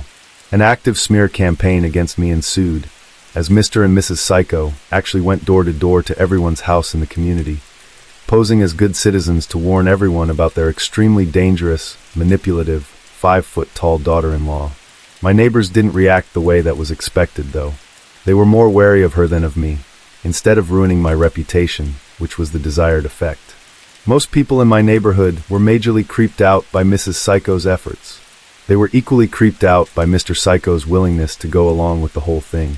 I guess after years of being beaten down with his wife's abuse, he was just an empty shell of a man, a flying monkey to his wife. There are a few doctors and therapists in my neighborhood who believe that Mrs. Psycho may have been projecting, meaning that she is confessing that she is potentially dangerous and volatile, while pinning it on me. This, along with some stories of Mrs. Psycho's interactions with other people in our neighborhood, confirmed that something was disturbingly off with this lady. This information made the situation all the more unsettling when Mr. and Mrs. Psycho showed up to our house for what we suspected would be a confrontation. My husband and I were watching Survivor in the living room with our baby when the doorbell rang. He crept to the front window to peer behind the curtain to see who it was. I could see the fear on his face. "It's my parents," he said, and my blood ran cold. I immediately ran with the baby upstairs, pausing only to tell him that it was his choice whether to enter the door or not, since they are his parents, but that me and the baby would be hidden away. As I made my way up the stairs, my husband hovered by the front door, conflicted. He didn't know what to do. Meanwhile, I could hear jostling at the front door like his parents were trying to force their way inside our house with a spare key. I am thankful to this day that we had just changed the locks a few days before so they couldn't get in. I proceeded to run upstairs and close the bedroom door behind me, locking me and the baby inside. I held my daughter close, my heart thudding wildly against my chest. When there was a knock on the bedroom door, I reacted with a jolt. My husband's voice on the other side calmed me down. He told me he didn't answer the door. He was trembling when I unlocked the door to let him in. His face was pale. He showed me a text message that said, "Anyone home?" followed by another text that said, "You're a coward, hiding behind your keyboard." I don't know what would have happened if my husband had chosen to answer the door, but I shudder to think about it. My husband and I both blocked them after that. Phone numbers, social media accounts, everything. Thankfully, they moved away to another state. We have since had no contact with his parents for almost 2 years, and our daughter is growing in a happy, loving environment free of toxicity. I have since armed myself with knowledge, so that I will be less naive about creepy behavior in the future. I have studied up on narcissism and the negative psychological impact that some people can have on others through gaslighting and invalidation. I hope everyone listening out there may be aware that not all abuse is physical. I am now 36 years old, and I live in the Philippines in Baguio City, a city that was built on top of the mountains. I remember having a friend when I was around 8 or 9 years old. It was summer, and all the kids were on vacation. As the youngest, my brothers and their friends rarely allowed me to join them whenever they were playing. I have my own set of friends around my age, but most of them are girls, and I always wanted to be part of the big boy club. One time, my brothers went out, and I was the only one left at home with my parents. My mom allowed me to go outside and play. Unfortunately, all my playmates were out at the time with their parents, so I decided to play on my own. Since we live in a city that was built on the mountains, it is common to have bushy, tall grass and mountains of dirt in the area. I decided to play with some dirt and do some digging, but before I do, I have to walk and make my way to the thick bushes to reach that small circular patch of land that is free from any vegetation. As I was doing some digging, This little girl, who was also around my age, approached me and asked if she could join. I politely accepted, as I have no one else to play with. A few hours passed, and she hadn't told me her name, even though I introduced myself more than once. Whenever I asked her name, she would always keep quiet and would change the subject. It was getting pretty late, and I had to say goodbye. She asked me to meet her at the same spot the next day. The following day, all the kids in the neighborhood are out to play, including my brothers. I decided to play with my friends and totally forgot that I was supposed to meet my new friend, but as soon as I remembered, I saw her from afar. Half of her body was hidden inside the bushes and is making a gesture that I should come with her. I waved back and made a hand gesture suggesting she should come and join us. Weirdly enough, she would not step out of the bushes and would just stand there waiting for me. I ignored her for a while, thinking that she was probably shy and would come and join eventually. After playing, I decided to join her. As I was about to approach her, she went ahead but nodded at me, acknowledging that I am coming to join her. Upon arriving at the same circular patch of land, surrounded by the bushes and tall grass, she asked me to come with her to her house. I asked, "Where do you live?" She responded, "Just behind that big rock," pointing at the big rock that was covered in bushes and tall grass. "But there's nothing there. I don't remember seeing any houses beyond that." I responded, and her response was, "Just come and I will show you." As soon as I was about to join her, I heard my brother scream my name, asking me to come up for a snack. I grabbed my friend's hands and asked her to join us instead for a snack. And as I was guiding her out of the bushes, she suddenly stopped just a few steps away back to the pavement and told me, "I cannot go beyond here. I would just meet you back at the same spot when you're done." And she ran back to the bushes until I could no longer see her. As a kid, it did not occur to me the weirdness and the unusual behavior that she showed me. The next day, I decided that I would spend more time with my new friend. I went out and headed straight to the usual spot, and there she was digging as if she was continuing the hole I had dug a few days ago. I joined her. She held my hands, and she asked me to be closer to her. Suddenly, my brothers and his friends decided to come to the same spot we were playing, not knowing that it was their hideout whenever they were trying to sneak for a quick smoke and drink some liquor. Surprisingly, they allowed me to be there, so we continued to dig as if nothing happened when suddenly my brother asked me, "Why aren't you playing with your friends? They came to the house looking for you. They're in there now waiting for you." It did not occur to me at the time that it was weird they did not even acknowledge my friend's presence, but I told my brother that I would be there in a few minutes. After smoking, my brother and their friends left the area, so I was left alone with my new friend. Again, she held my hand and asked me to come to her house with her, behind the big rock. This time, she was forceful and a little aggressive, as if she was desperate for me to go with her, like almost crying. I remember her hugging me 3 times while begging for me to join her. I still remember that moment when I was very uncomfortable with the situation, because I know that there was nothing behind that rock. I have been there many times before, and it just leads to another section of thick bushes. I insisted on not going, and I held her hands and dragged her out of the bushes, but she shouted, "Stop, I told you, I cannot go past this point." And I replied, "Why? What do you mean?" She forcefully took my hands off hers and ran back to the bushes. I felt really bad, as if I should have joined her, but at the same time, I was scared for my own safety. The following day, I decided to spend more time again with her. I asked her to at least come with me and sit in between the pavement and the bushes. She agreed. We sat down while watching the other kids play. We were approached by my friends. Joanna, one of my closest friends, told me, "Hey, let's go to Yvonne's house and watch TV. There will be snacks. Come on." But when I was about to introduce my new friend, Joanna and Yvonne grabbed me by the hand in a hurry, dragging me away from my new friend. I could only look back at her and could not even say goodbye. A few months had passed. My family decided that we will be moving out and living in a different place. During those months, my friendship remained with that girl. Same spot, same time. The day we were about to leave, I saw her just peeking from the bushes from inside the car. I was told not to go anywhere by my parents because everything was ready. I remember not removing my eyes off her until I could no longer see her as the car drove away. She did the same, but she made a weird gesture just when we were about to lose sight of each other. She pointed to her head and pointed back at me, and it was the last time that I ever saw her. As a kid, it did not occur to me that my situation was scary.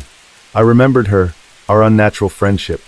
The weird part is, I cannot remember her face at all. It is as if it was wiped from my memory, and I am really good with faces. I can still remember all the kids' faces except for hers. Also, I just realized that she always seemed to wear the same clothes. A dirty white dress, almost yellowish, black shoes with white socks, hair always tied upwards. But the face, I cannot remember her face. Up until now, I always wondered, what if I had joined her to go to her house? What would have happened? It bothers me still today. What happened to her? Is she still alive? Or was she really alive in the first place? I know this was not an imaginary friend because of the emotions, the sensation whenever I was with her. It was all real. It was not an imaginary friend because I was never sad when I was a kid. Whatever or whoever she was, I am just hoping that she is doing well. So I have been having these sleep paralysis episodes way more often than usual. Last week I went to my parents' house and fell asleep on the couch after getting off work. So I am laying on the couch and I start to hear footsteps, but I know it is the middle of the night and no one should be up. Besides, it is pitch black. No one has turned on a light, which is necessary as my mother is remodeling and there is stuff everywhere. You need to turn a light on. Also, I know what the footsteps of everyone in the house sound like, but these are none that I have ever heard.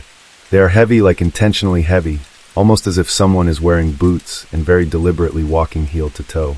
I call out, hoping it is my mother, and maybe she can't sleep, so she is heading to the basement to do some laundry.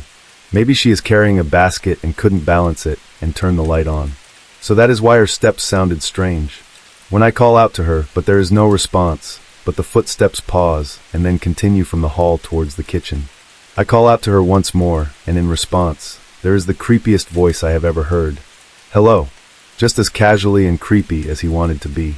Also, aside from the fact that whoever it was, he isn't supposed to be here, his voice is almost in my ear even though his footsteps are on the other side of the wall in the hall. Obviously, I instantly freak out and scream out to my mother, who is upstairs, to let her know that there is someone in the house, and then I hear him moving faster throughout the downstairs. His steps coming closer to me the more I yell out. As I am screaming, I try to get up but I can't move. Usually, it takes me about a minute or two to realize that I am having an episode, and I can bring myself out of it. But this one was too real. All the signs of an episode were there, but this was way too real. He made his way around the corner to where I was on the couch coming close to me, and reached out to touch me in the center of my chest with his pointer finger, and I finally awoke. I sat there heaving like I had just climbed 10 flights of stairs with chronic bronchitis as my body and brain attempted to catch up with reality. But I just couldn't shake the feeling that it wasn't a dream, and I felt like I was being watched.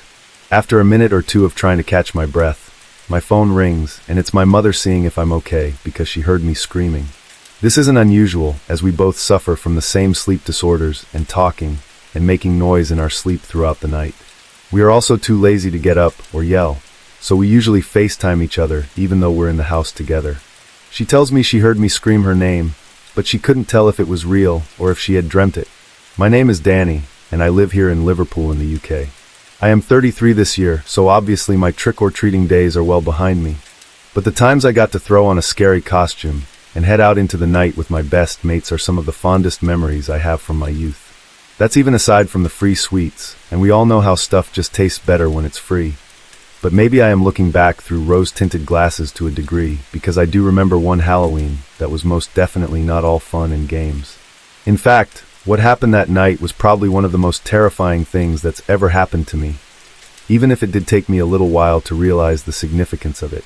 So me and my childhood friends are all either 15 or 16 during the Halloween of 2003, right on the verge of being too old to trick or treat anymore. Saying that, considering most of our voices had broken at the time, us turning up at people's houses was less cute kids begging for sweets, and more like moody teenagers extorting people out of their Haribo minis under the threat of egging. People were generally pretty sound about it, and only once did we have to actually throw an egg in anger. But there were many, many occasions where a homeowner would take a peek through the living room curtains before just refusing to answer the door. And it's not like we could egg everyone. We only had a pack of 6 and had to use them sparingly. Fun fact, a lot of places around ours just refused to sell teenage boys' eggs during the Halloween season. As one bloke said to me, "You don't look like the type to take these home to make a Spanish omelet, do you, lad?" Point being, there came a point during the evening when we were pretty dismayed at the pathetically low amount of chocolate we had managed to get our hands on, which is what directly led 2 of us to make a huge error in judgment. So later on in the evening, maybe about 9-ish, we're in this fancier neighborhood near the river, knocking on house after house and generally getting the knock back from the owners, until we come to this one house where an older guy actually answers the door with a smile. We give it the old trick-or-treat greeting, to which he responds by laughing warmly and giving us a little clap, which was unusual, but not entirely unwelcome. He starts telling us how not a single set of trick-or-treaters has knocked at his house all evening, and since he finds Halloween a great deal of fun, it had left him pretty dismayed. We get into a casual conversation with him about our costumes, who we were supposed to be and all that, and although I don't think he managed to pick up on a single reference, he was very complimentary. He then goes on to tell us that, since it's getting late in the evening, and he was unlikely to get anyone else calling at his house, that we were welcome to as much chocolate and sweets as we wanted. He told us that he had stocked up on like a shed load of stuff, thinking that he was going to get many more visitors than he ended up getting, and since he was off to bed soon, we could just help ourselves. Otherwise, all the chocolate would just end up sitting in his cupboards for a year, and he wasn't about to give kids year-old sweets come next Halloween. We had basically hit the jackpot, thinking that we could just rent the old fella of his sweets and make up for the paltry amount that we had collected over what had been an unusually fruitless trick-or-treating session. Only he said there was one small problem. Since he was getting on in his years and didn't get out much, his oldest grown-up son had come by to drop off all the sweets along with his usual weekly shopping. Then, without having thought it through, his son had put all the sweets in a top cupboard in his back pantry, one that was way too high up for him to reach without doing his back in. If a couple of us were willing to help him reach the cupboards and take out a few tins of soup for him in the process, the sweets were ours. All of them. Now, I know what you're thinking. Who is daft enough to just wander into a complete stranger's house in the middle of the night? Apparently we were, and I'll explain why. Firstly, we were in the middle of our teens, and most of us were big lads, hardly in a position not to be able to defend ourselves. Secondly, this fella seemed pretty old and infirm, hardly a big threat to us, especially since the two lads who volunteered to go inside to help him outnumbered him 2-1. And thirdly, the fact that one of us had managed to pilfer a bit of peach schnapps out of his parents' booze stash, which was promptly shared as soon as we were able, had seriously impaired our judgment. So pretty much as soon as the old bloke laid out the terms, two of us, Sam and Corky, volunteered to go inside and help the fella get his soup so we could get our sweets. They went inside. The old fella shuts the door behind him after saying something about keeping the cold out, and we wait outside in the street, buzzing about having hit the chocolate jackpot. Like I mentioned, we were all pretty tipsy from having shared that bottle of booze, so we're just sitting on the stone wall outside the bloke's house, chatting and waiting. A few minutes goes by. Sam and Corky haven't reappeared yet, but I think we were just in too high spirits to really notice. A few more minutes go by, and we start getting a little bit impatient, wondering what is taking so long. It had gotten colder and colder as the night went on, and by that point, it was actually starting to drizzle, and none of us fancied getting soaked on the walk back home. So one of us gets their phone out, and starts trying to ring Sam and Corky on their mobiles, to which there was no response. We actually start cursing them out now, speculating that they're stashing some of the sweets away in their costumes or something, so they don't have to share with the rest of us. The lad who had tried to ring them does so again, shaking his head and getting annoyed, as the rain started to get a bit heavier. Then right at that moment, we hear a bang of something smashing against the wooden gate at the side of the old fella's house. It was loud enough to make us all jump, so we stand and turn around to see what could have made the noise. That's when I see Sam climbing over the wooden gate at the side of the house, like scrambling over it as fast as he could, like he had seen a ghost or something. We are all like, "What is going on, mate?" Watcher and clambering over the wooden fence near the back gate, before basically throwing himself over the other side and hitting the concrete driveway with a thud.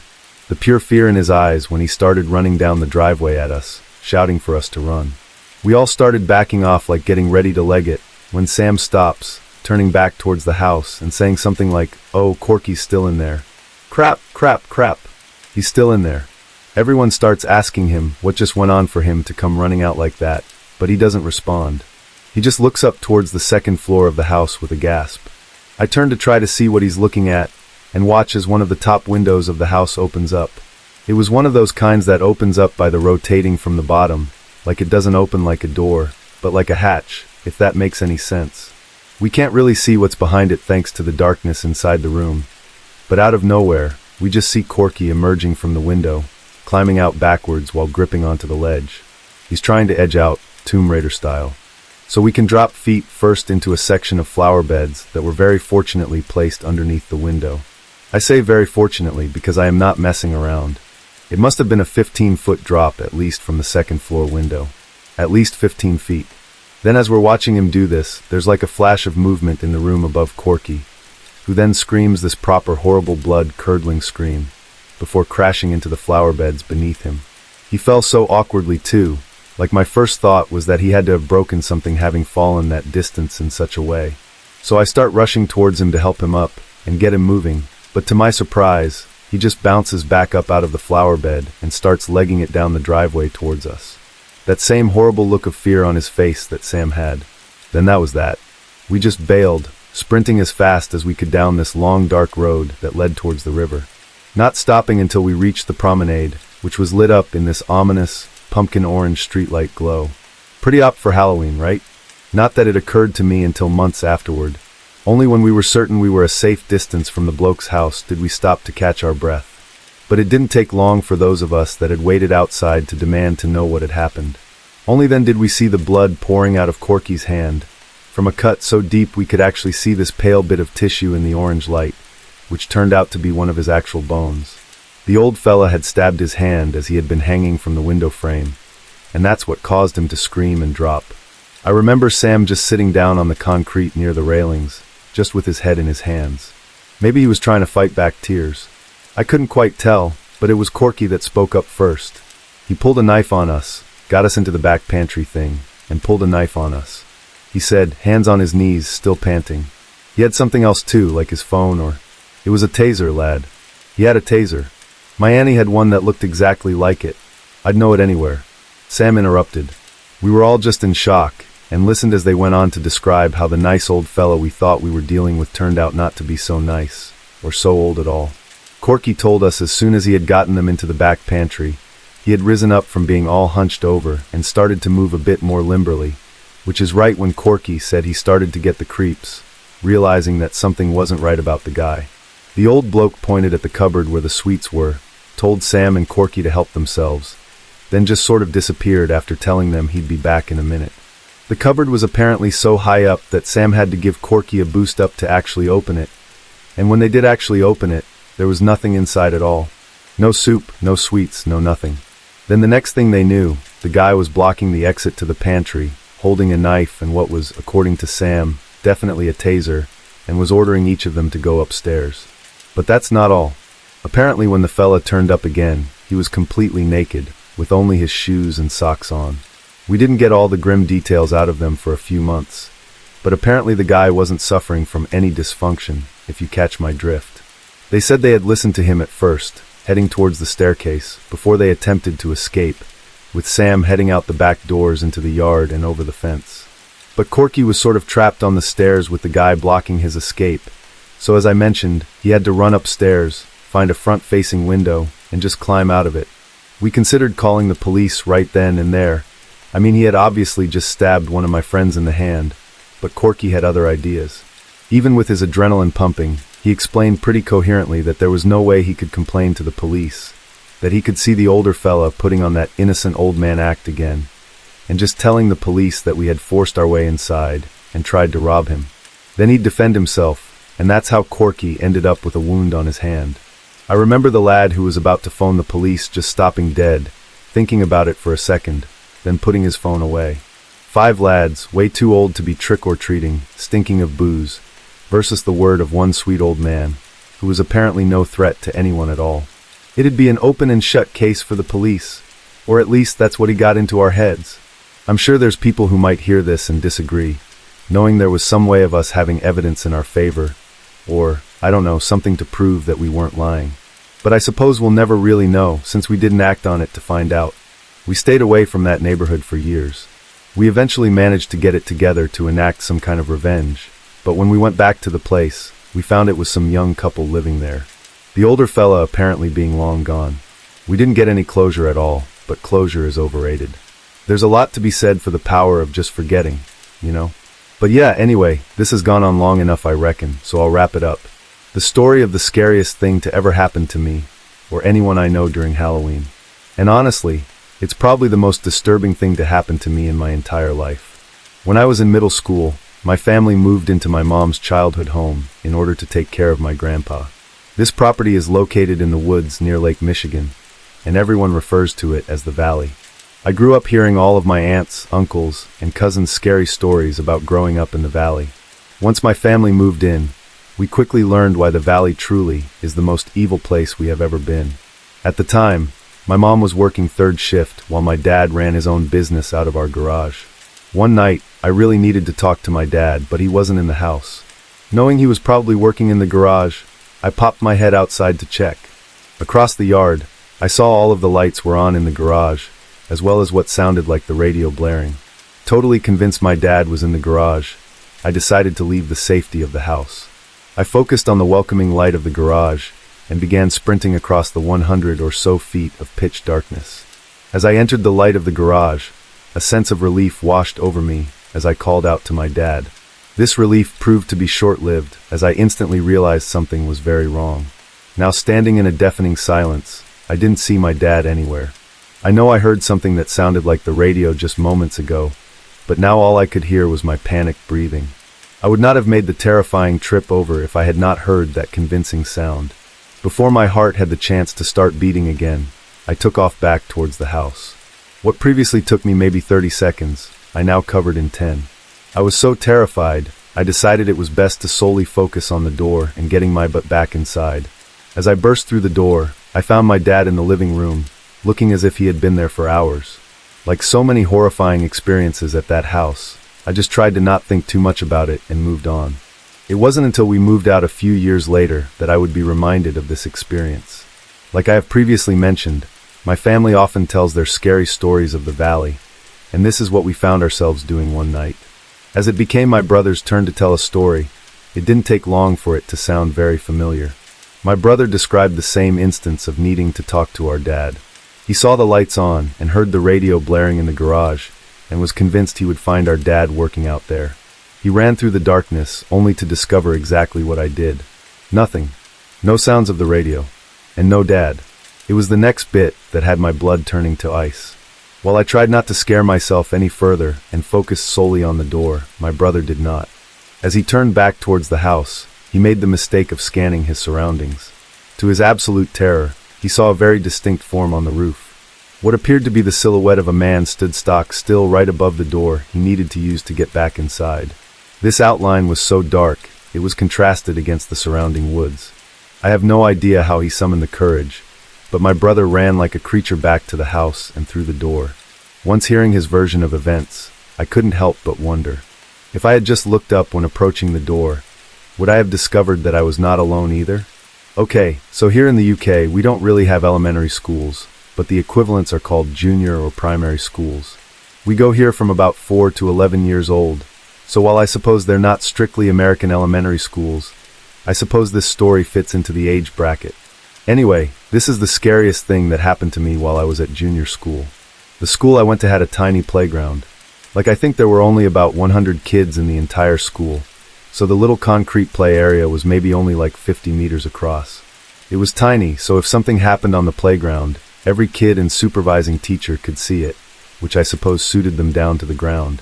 But it didn't suit me the day something happened to Lewis, because one day, we were all just legging it around the playground as little kids do, not a care in the world, when I hear one of the teaching assistants scream really, really loudly. I remember it was autumn, because I was playing with some fallen leaves when I heard the scream.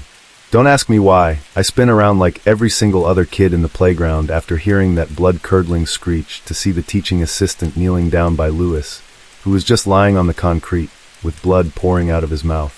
Not a little drip, I mean a steady stream of blood that was just cascading out of the corner of his mouth and pooling on the ground beneath him. I mean, that was horrific enough, but the thing that really got to me was that he was totally unconscious, and that his eyes had just rolled up into their sockets, so you could only see the whites of his eyes while he bled uncontrollably from his mouth. Loads of us just piled into the coat room. Some kids were crying, others were pale and in shock, and I obviously can't speak for any of the other kids, but I 100% thought that Lewis was dead. I had never seen any kind of injury like that before, at least when my friend Ewan broke his leg when he fell off a swing set, He'd screamed bloody murder until the ambulance came. I knew he was alive, even if it was really distressing. But Louis was out cold, bleeding like a stuck pig. And his eyes, I didn't know eyes could even do that back when I was that age. Afternoon classes basically got canceled. The kids were just distraught, so no one was in any fit state to be concentrating on lessons. We were just kept in our classrooms until we were all called into the main assembly hall to hear the news about Louis. We didn't get all the gory details, only that Louis had taken a fall in the playground and had banged his head. We were told that he had been taken to the hospital and that he was okay, but that he would be out of school for a week or so while he healed up. Louis was back before we knew it. We were all super relieved to see him. I remember the first day he was back. We all gathered around him as he showed off the big scar inside his lip, where he had fallen on his face. He had also lost a few baby teeth, which I guess was lucky, as he was about to lose them anyway, I suppose. That was definitely the most terrifying thing I ever saw during my childhood. I mean, I'm 32 now. It's been like 25 years or so since it happened, but I remember the whole thing as clear as day. It's just burned into my memory.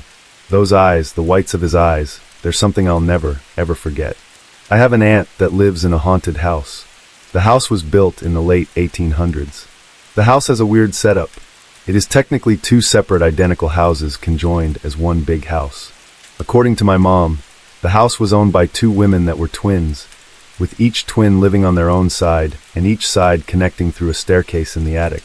Legend has it, the twins had an uncle that did bad things to them. That ended in one of the twins getting pregnant and having a baby. The other twin smothered the baby, ending in both of the twins taking their lives. Weirdly, almost every family member that has had the misfortune of sleeping over at that house has left with a story to tell. To my dismay, I have on two different occasions. The summer after I graduated 8th grade, my older cousin was getting married out of state. Not all the family from our state could go, so just me and my aunt went. We had a very early flight to catch, so she figured it would be better if I spent the night at her house. I asked if I could sleep in her room. When she asked why, I was direct and told her because the house was haunted. As usual, she shrugged it off and angrily disputed that there were no ghosts. She said, "If it'll make you feel better, you can stay in my room." As night drew near, I went to the bathroom to the medicine cabinet and took sleep medicine in hopes that it would make me fall asleep before my aunt. Sure enough, it didn't. My aunt dozed off and I lay wide awake and scared, occasionally switching my eyes from looking at the TV to glance at the hallway through the open door. A couple of hours passed and nothing happened. I started to let my guard down and relax a little. I got a little more comfortable in the bed and out of nowhere, the closet doorknob started frantically rotating as if someone was trying to get out. I immediately sat up, wide awake and in panic mode. The remaining hours of the night I stayed awake, in fear, watching the closet door, not sure who or what was trying to open the closet. But to this day I am happy. Nothing ever did. Years later, the summer after I graduated college, I spent the night over at her house again. Like the previous time, we were traveling out of town the next day, and my aunt figured it would be better if I spent the night at her house, so we could catch our early flight the next morning. I unhappily obliged. As we retired for the night, I headed to the room where I would be sleeping, quote-unquote. It was the room down the hall from my aunt's. I closed the door, put on my pajamas, and sat down on the recliner in front of the TV. I had already mentally prepared myself and had expected to stay awake the entire night. The beginning of the night, I browsed the web on my phone to pass time. A couple of hours passed and nothing happened. As soon as the clock approached 3 a.m., I began to hear what sounded like heeled shoes walking. Whatever it was walked up the stairs, down the hall, and stopped right outside the room I was in. I immediately jumped up, went to the heavy daybed in the room, and pushed it in front of the door to prevent whatever it was from opening the door. The walking continued again and again. It would start from the base of the stairs, go up the stairs and down the hall, each time stopping right outside the door of the room I was in. Despite barricading the door closed, I was still scared. To lighten up the tense atmosphere, I turned on a channel that had stand-up comedy and tried to watch that. But I was still scared. The walking persisted for the entire hour. Eventually it stopped, but I kept the door barricaded, remained awake, and waited until morning to open the door. Needless to say, I have not been back to sleep over at my aunt's house, and never will again. I work at a small organic grocery store with a surprising amount of strange customers. We get a lot of conspiracy theorists who, for some reason, always want to talk to me. Those people are weird and sometimes get slightly aggressive and uppity when I don't respond to their monologues they had prepared for me. But they don't scare me. I am lucky to work at a place with a wonderful group of managers who have no problem taking over a situation if it gets out of hand. The guy who scares me the most rarely ever actually talks to me. He's a regular there, one of the many of the homeless population who will stop in every now and then. Most of them are lovely people, if a little strange. This man works at a store nearby and lives in his car, so he'll often stop in multiple times a day. He has said a multitude of crazy things to my coworkers, unprompted and for ridiculously long amounts of time. He told one of my coworkers that because he wasn't white, he was the son of the Antichrist. And I heard him growl at my coworker once because he had to swipe his card again. Even customers have complained about him saying weird things to them. The worst thing he does is he'll just stand and stare at us, specifically the employees. Sometimes he'll just stand in front of the checkout lines, not holding anything, not wanting to check out. He just stands still and stares at us. It's starting to ramp up, and I am genuinely afraid of him. The staring and the weird comments were bad enough, but this is the incident that made me fearful of him. I had gotten work done early, so I was doing some grocery shopping around 8 p.m., an hour before closing. There were very few people in the store, and of course, our scary friend. We have lots of names for him, but I mostly call him Squinty. He's always staring with his eyes really narrowed, was wandering around again, slowly as he usually does. I swear to you, every time I looked behind me, he was following me into that aisle. Even if it was starting to hurt, and I got the few things I needed, even if it was one he had just been in, he was waltzing right up behind me. My stomach was starting to hurt, and I got the few things I needed and left as fast as I could. Later on, I was convinced by a wonderfully kind manager to let him send in a report so they could look at the tapes.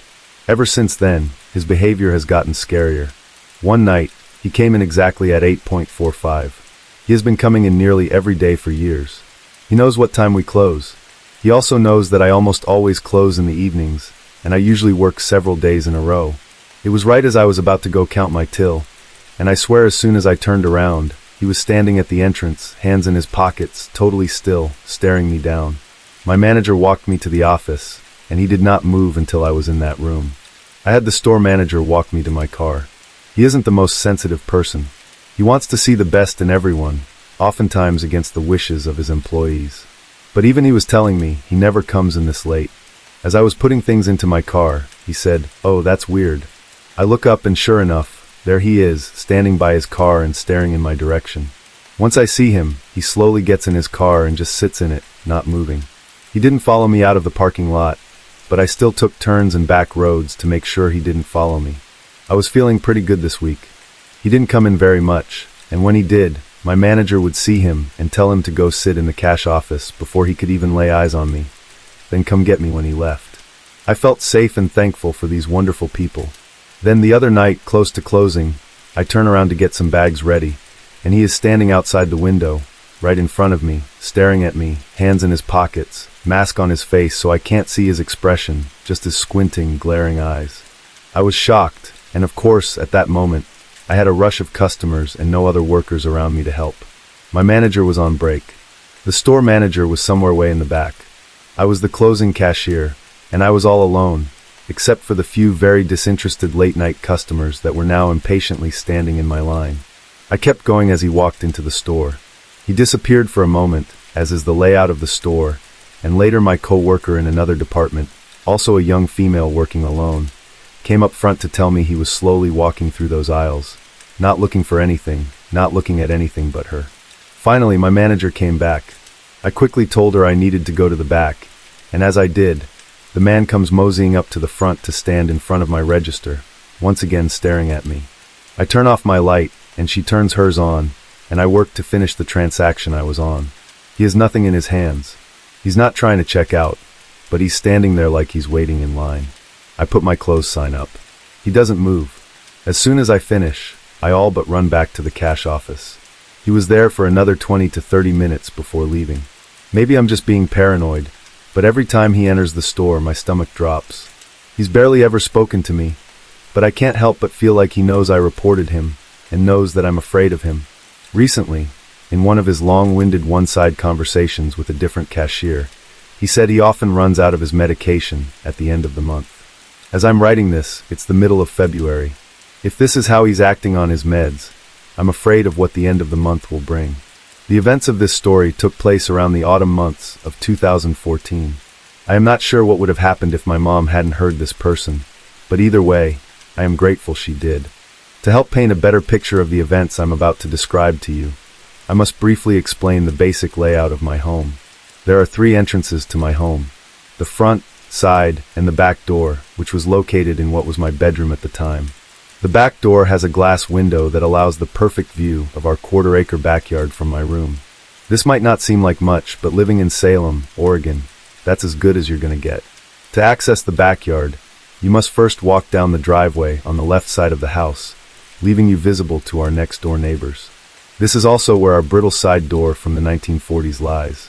At the end of the driveway is our garage, and to the right of that, our backyard, as unfortunately there was no gate at the time.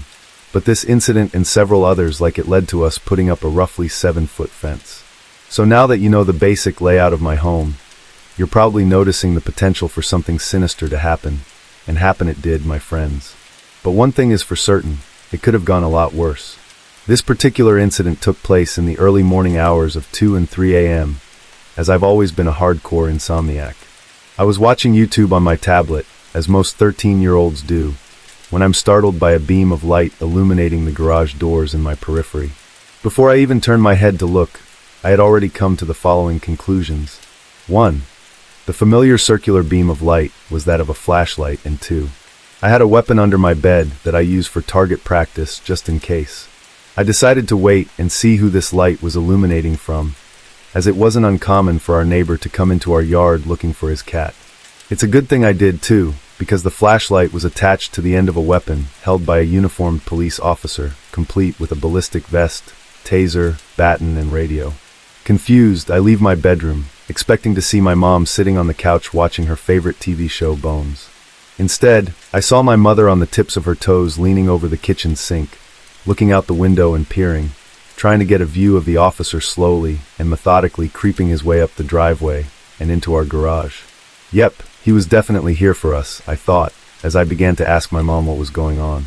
Apparently, less than 15 feet away from my bed, a homeless person, on who knows what, had snuck into our backyard and accidentally kicked our glass recycle bin, alerting my mom, who was in the basement doing laundry.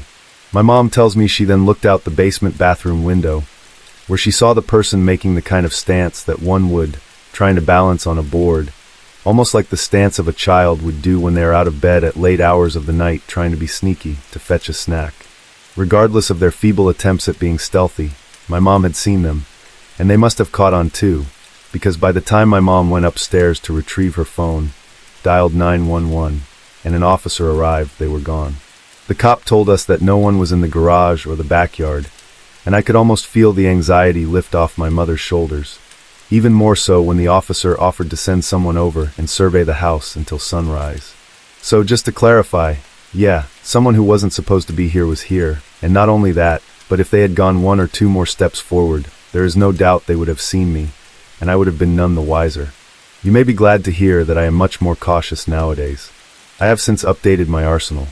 We have also installed several security cameras, a fence in the backyard, and a motion detector light. This was over a year or 2 ago. I'm young, living in Southern California, in the San Diego area, and live with my family, including my older sister. We'll call her Eliza. We had a cousin, who we'll call Jerry, visiting us from out of country, and as he and my sister are particularly close due to them being closer in age, she took it upon herself to be his tour guide, since he hadn't been to California since he was a small child. Eliza and Jerry are big fans of pop culture, particularly pop music. There was a fairly famous pop singer performing in Los Angeles, which is a bit of a ways away from where we live.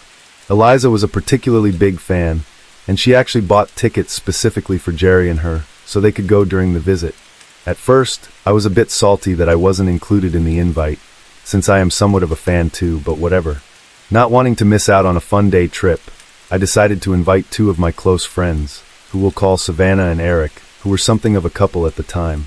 I don't have my license, but both of them do, so that way once Jerry and Eliza go to the show, we could still drive around and do whatever. My sister drove the 5 of us to Los Angeles, she and Jerry in the front, with Savannah, Eric, and me in the back. Despite being a casual fan of the artist they were going to see, Eliza and Jerry played the artist on repeat the entire time we drove. With traffic, it easily was a 3-hour trip. Mind you, the artist only had like 3 albums out at the time, and one of them was very loud and a bit depressing. My friends and I tend to like softer, more rock-type music, so you can assume we got tired of this pretty quickly. Not only that, but both Eliza and Jerry felt the need to screech the lyrics out the whole time, and unfortunately, neither of them had the most pleasant voice. Once we got in Los Angeles, around noon, we were all hungry and in need of a restroom. Being in Los Angeles, it's hard to find available, clean restrooms to use whenever. I suspect it's due to the constant use of the homeless, and thus many places aren't open to the public or available to use without purchasing something. So not only was the constant need to find restrooms a bit frustrating, but finding food we could all agree on was also adding to the stress. Jerry had never tried ramen before, since traditional Japanese food isn't easily found where he lives, so we did our best to accommodate him. However, Eliza is staunchly gluten-free due to health problems, and Savannah has a severe peanut allergy, which caused us to have a little trouble finding somewhere we could all eat. These aspects aren't necessarily key to this story, but I want to build up the chain of events that led to my mood and later actions. Jerry and Eliza were totally in their own world, likely getting pumped for the show later that night. Eliza would ignore whatever my friends and I requested we do during our time there, and definitely played up the "I'm older than you, and therefore what I say goes" card with me. So at this point, I was already getting pretty sick of being around her and Jerry, and couldn't wait to drop them off at the show to be rid of them for a while so just my friends and I could hang out. Once we dropped the 2 of them off, the rest of the night was fun, just as it always is when the 3 of us hang out. We went to Santa Monica and watched the sunset, walked around a bit, and by the time we started getting hungry, we checked out Yelp and found a burger place that looked amazing and was well suited for our tight budget. I don't go to LA often, so when we pulled up the directions and got there, I wasn't aware of which part we exactly were in. We were looking to park, but a group of what seemed to be gang members stood in front of the spot we were going to park and started approaching the car and putting their hands on the exterior while looking into the window. Eric was driving and said something to the effect of "You guys fine with parking here?" Not fine with parking there. Both Eliza and I told him we needed to pack it up and find somewhere else. I have always been extra cautious, especially in LA since I've had a few other unsavory experiences, including the time a man followed me and my friend into our car and we had to shove him out. So there was no way I felt good about parking there. So we drove a few blocks, starving and ready to just forget it until we found a clear spot in a well-populated area. The food was great, and all was well aside from the bunches of homeless people I saw around me. Pretty common in any part of LA you find yourself in. I didn't even realize that we had been in the heart of Skid Row. Once we made our way over, though, we discovered that the place we wanted to eat was in the midst of Skid Row. For those who don't know, Skid Row is a neighborhood in downtown LA that extends about 50 city blocks and is mostly home to the homeless. There are also a lot of dealers and ladies of the night that hang around there too. We were walking back to our car, and I looked up to one of the taller buildings along the block, and the sign at the side of the top of the building read Hotel Cecil. Low weekly rates, 700 rooms. The Cecil Hotel could be a post in and of itself, but in short, it's an old hotel that briefly was in its prime back in the 20s and 30s, but as the Depression struck, the hotel and its ambience went down with it. It had been known for housing some of society's unsavory, such as the homeless, and those in the drug and sex industry, along with a few infamous guests, such as the night stalker Richard Ramirez. It's supposed to be vacant as of now, but as far as I could see, I'm pretty sure there was ongoing activity within the building and around it. Squatters, I'm assuming. I don't believe in the paranormal or anything like that, but I can definitely confirm the unanimous thought that the place gives off really sketchy, creepy vibes. Once I realized that's where we were, my friends and I booked it to the car. On the other side of the street, we saw people looking into another parked car, and they looked our way once we approached the area, but thankfully, we took off in time. Thankfully, nothing happened to us there, but naturally, I was on edge a bit after that. We stopped to pick up some pie from a pie shop Eric was obsessed with since it was on our way to the venue Eliza and Jerry were at. We thought we had plenty of time, but by the time we got to eating, Eliza called me and demanded we come over immediately. I knew nothing was wrong, so I did hurry a bit, but we decided to finish our pies before heading off. Eliza kept texting me with impatience, saying things like, "Waiting here is boring," and "Where are you? We're tired, we want to go now." Typical bossy older sister things. She was kind of a jerk to me the entire day, so I guess I used that to justify my jerkiness back. But then we had another bump in the road. The pie Savannah tried had peanuts cooked into the crust, and she got so sick. We rushed out of there and tried to stop somewhere for water and an antihistamine since she didn't have her EpiPen. She started feeling a bit better, but she was still really sick, and I was really stressed and worried. Once we got to the venue, Eliza and Jerry took forever to come out. I guess they started waiting to see if they could meet the artist as she came out. Once they finally came in and Eric and I shuffled to the back seat, Eliza had the nerve to yell at me for taking so long.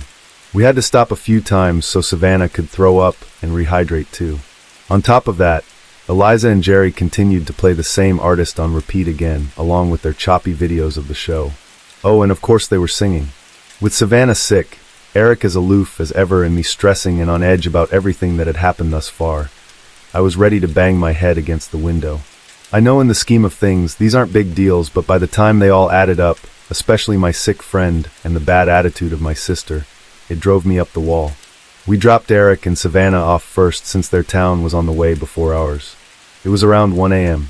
At that point, I was sick and tired of the music and loud talking and cackling, and just overall annoying conversations of my sister and cousin. I was that level of mad where you're quiet angry.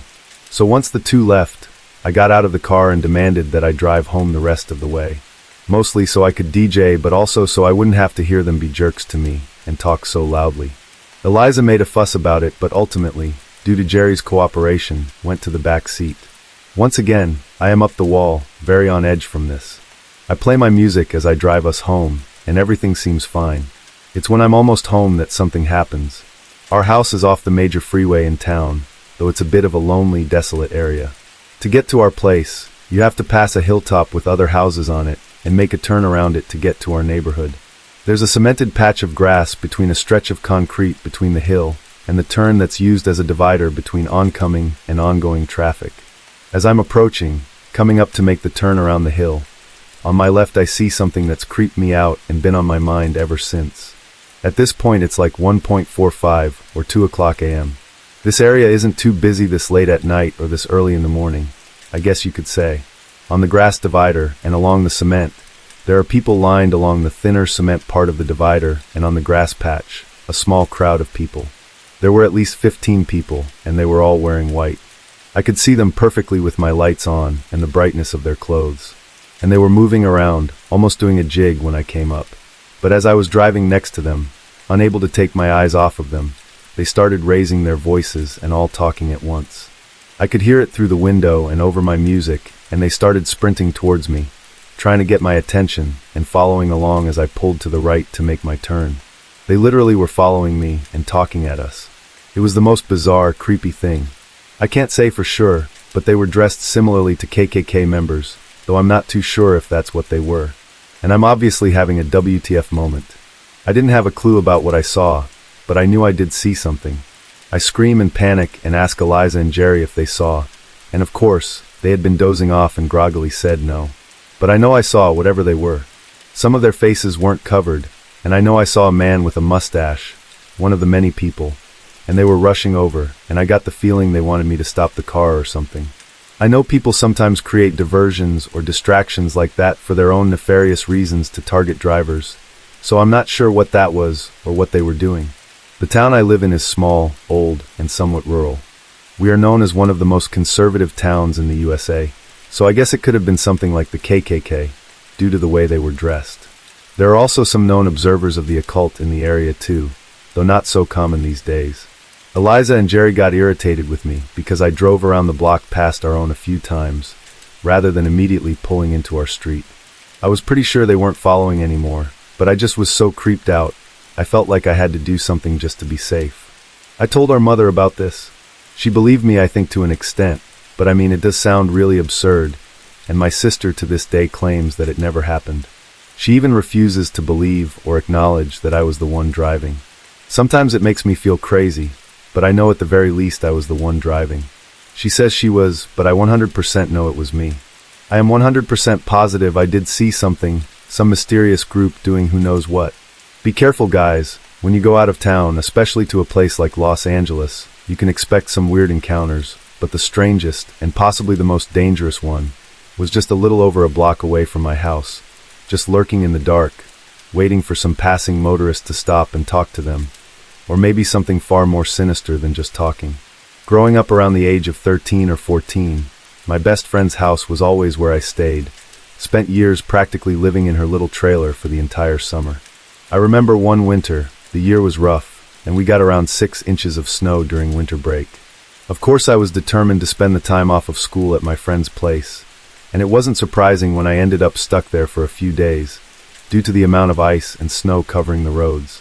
The cold weather made for a day of cozy hot chocolate, movies, crafting, and the most important thing, a wood-burning furnace. Me and my friend had just finished up making some crafts, and as such, night fell on the sky. So to set this story up, the trailer had around 7 rooms, a bathroom, 4 bedrooms, a kitchen, and an extension they built into the back that served as the living room. The room faced the woods that stretched for miles, which I knew because we frequently found ourselves exploring it. The extension held a couch, the furnace, a TV and a stand, a chair, and 2 glass sliding doors that pulled out onto a small deck where her dad kept the logs and her cats sat delicately as they ate. Past the porch and out of view of the glass doors, by just a little bit, was her father's workshop where he often spent his days and nights, only coming inside to add another log to the flame. Me and my friend spent a lot of time in the room because her bedroom was small and the couch and the extension could fold into a full-sized bed. We kept blankets inside the couch so when it rolled out, we could instantly get in bed and go to sleep.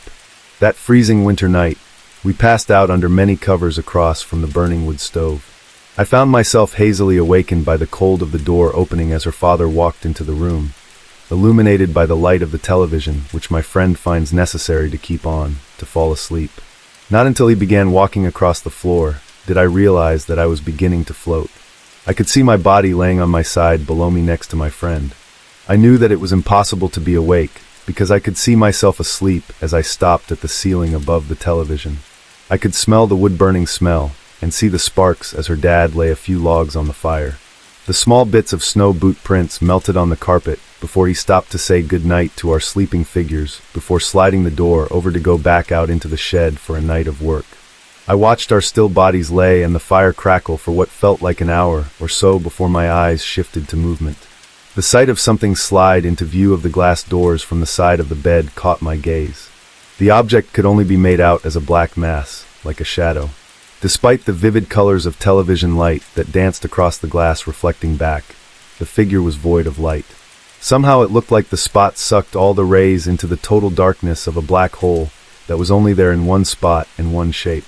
It was a few minutes of complete silence and dead staring at this mass before a shape began to appear.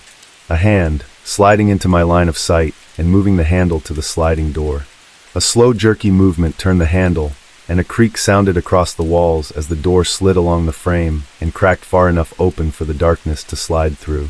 The familiar cold climate greeted me as my body below my eyes shivered under the covers. The creature had to duck down and bend in order to fit into the glass door frame, which was well above the height of a person. Only as it moved past the reflecting glass did the mass begin to portray the figure of a man. The shape was similar to a human, still devoid of features, entirely black, and even the color in the room seemed to have been absorbed into the void of its body. The thing walked unsteadily, as if it was unable to control its body, like a man with slinkies feet. With each step, its length seemed to stretch and bend like it was unable to control the way it portioned out. It bended back and forth, closer and farther with each inch, closer it stomped. As the figure began to illuminate, what appeared to be the dark shadow of a hat upon its head rocked back and forth. The figure abruptly stopped and vibrated as it straightened and reached the edge of the bed where I laid closest to the doors. His body stayed straight, but only the middle section bent, so the top part of its frame was facing directly down, face to face with my closed, sleeping eyes. The dark hand jerkily pulled up and made a formed line above where the eyebrows would be as if the face of the creature wasn't a black hole, as if it was helping shield the TV light to look at my features better. And just like that, it stayed for another hour perhaps. I could see myself shaking below, and sweat reflected pools of light towards me. It was as if my subconscious knew that this mass inflicted pure terror and stillness and worry into my body, and yet I could do nothing but watch myself, cold and shaking below.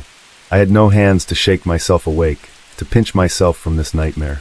All I could do was stare and watch as this thing stared, not so much as breathe or move the bed frame in the slightest, just observing me silently in the night.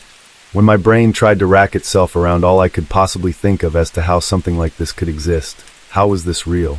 Then, just as insanely and unrealistically as it had appeared, all of a sudden the creature straightened and hurriedly stumbled toward the door. The frame moved, opened and closed as he slid sideways out of view of the porch door. A slam echoed outside as the workshop door opened, hitting the wall. The familiar bootsteps walked onto the porch, stepping in the ghosts of where the creature's feet had stepped. The sound of the boots marched to the door inside. My friend's dad, unbothered, peered into the reflecting glass before sliding to open the door, adding another log to the wood stove. He left the room after completing his task and headed toward his room to sleep for the rest of the night. I watched as this familiar scene calmed my sleeping face as the snow once again melted into boot prints on the floor, realizing that the thing had never left a mark in or on the carpet. I sat floating for hours as the daylight lit the room and the darkness faded before I slid back into my body below to wake. I sat up as my dream was vivid, and before I said a word to my friend, who was stirred by my abruptness, said that she had a terrible dream a few nights back, and she knew that I had seen it too. My friend spoke about a man who peered out of her closet and was gone when she went to check it out. I was baffled by this entire experience, but I have never had sleep paralysis like this before or after, and a mutual friend of ours had claimed to see the same man growing up in that house before we even mentioned our story while we were camping. I know it seems crazy, but I am convinced that the house the extension is built somewhere it shouldn't have been. The creature was not just a physical energy, it was full of dread and malice, and it was looming off of it as it stood near me. I just know that it did not want me to be there. It's been many years since I've been back to that house, and I don't talk to that friend as much anymore. I can only wonder if it ever came back. I made a best friend in high school named Isla. Isla and I were super close, and we are still friends today. I just wanted to introduce her, as she is an essential character in this story. She was 1 year behind me in high school, and when I graduated I decided to take a gap year before I went to college, so that I could help her finish out and be there for her. Her mother regularly left her all by herself in a big empty house, so I invited her to spend the night at my house almost every other weekend. This story is one of those times. It was a Friday night, and Isla and I had made our usual plans that weekend for after she was finished with marching band that evening around 9 p.m. She texted me to come to the school to pick her up, and when I arrived she got in the car. I remember she looked rather sad as opposed to her usually upbeat silly self, so I asked what was wrong. Her mom had said she was not going to be home for another 3 weeks after she had promised she was coming home the next weekend. Obviously Isla was very disappointed. I asked her what she would like to do, and Isla said she would really like to see her mother's best friend, who lived about 4 streets away from my house. It was around 10 p.m. at this point, and I was a little bit hesitant to drop by unannounced because she may not even be home. Isla did not have her phone number, and I lived in the bad part of town, but Isla was so insistent, so we drove to her house. This person was like an aunt to her. We arrived on her aunt's road about 10 minutes later, and there was no place to park, so I decided to park on some gravel at the side of the road on the corner, so that I was not in the way of incoming traffic. The gravel section was around a block away from her aunt's house, so we had to walk to get there. We began the short walk, and I got this really uneasy feeling like something was not right about the place. Even though we lived in a bad neighborhood, you could usually hear cars driving by, people shouting and dogs barking, even that late at night. On this night, you could hear none of those things. The street was dark and quiet save for a single light about 50 feet from the entrance to her aunt's home. The house is one of those places that is a single story, has no front porch, so that the door is flat against the house and has a long sidewalk to the entrance. I told Isla I felt really uneasy, and she chalked it up to me being jumpy as usual. Can you blame me with the neighborhood I lived in? I decided not to push it, and she was already feeling down. When we got to the door, Isla knocked a few times and rang the doorbell. She knocked and rang several times for about 10 minutes, and I said that her aunt probably wasn't home if she didn't answer after the first set of knocks. Isla sighed and decided I was probably right, so we started walking to the car. As we turned around, Isla and I noticed a short figure wandering into the orange glow of the single streetlight 50 feet away. He was what looked like to be a cross between a man and a child about 4 feet tall, with a really muscular chest and arms, scrawny but with scrawny pencil legs. He was very disproportionate. His head and features were obscured in a sort of blur other than his clothing, and neither of us could make out exactly how old he was. Walking is not a very good way of describing how he moved. He sort of swayed with his shoulders in big, slow, jerky, and dramatic movements, letting his arms that were too long and muscular for his body flop beside him and pausing in between strides. He stopped beneath the light. We stood in shock for about 30 seconds, and it was not until I urged Isla to hurry to the car that the short man started to run straight towards us. He was fast, and his swaying, jerky movements became swift, flinging arms that flung violently into the air as he ran, and Isla and I screamed and took off as fast as we could go. I remember hearing the pounding of his feet behind us when I flung myself into the driver's seat, starting the ignition and locking all the doors. I was so scared I couldn't get myself to start driving away because my hands were shaking so badly, and Isla shouted, "He's gone." And he was, vanished without a trace. I glanced out the rearview mirror, and where before he had been 10 feet or less behind us, there was no longer a man. The street was quiet once again. That prompted me to move again, and I threw the car into drive and took off around the corner towards my house. We got there. We just sat for a few minutes and then went inside and tried to figure out what just happened. At that time, we decided it was probably an addict and tried to forget about it as best we could. But it was by far one of the scariest things that's ever happened to us. To start this story, I should mention my occupation. I am in my 30s now, and I am a journeyman electrician. I often work alone and in people's homes, so needless to say, I often find myself in rather interesting situations. I am a rather small woman, as I am only 5 feet 2 inches and maybe 125 pounds. I am very aware of my limitations when it comes to physically dangerous situations, especially when it would apply as a target of just about any male. I served in the military, so I have a rudimentary knowledge of hand-to-hand combat, and I am adept, trained, and a concealed weapons permit carrier. I also had experience as a paramedic in a major city. Needless to say, I feel as prepared as someone my size and gender could possibly be for most situations. However, this situation triggered a visceral response, so I thought I would share my experience with who I refer to as the man with the mannequin legs. In the interest of privacy and simplicity, I will refer to him simply as John Doe. It starts on a Friday, almost 2 years ago. The time was 7:30 p.m.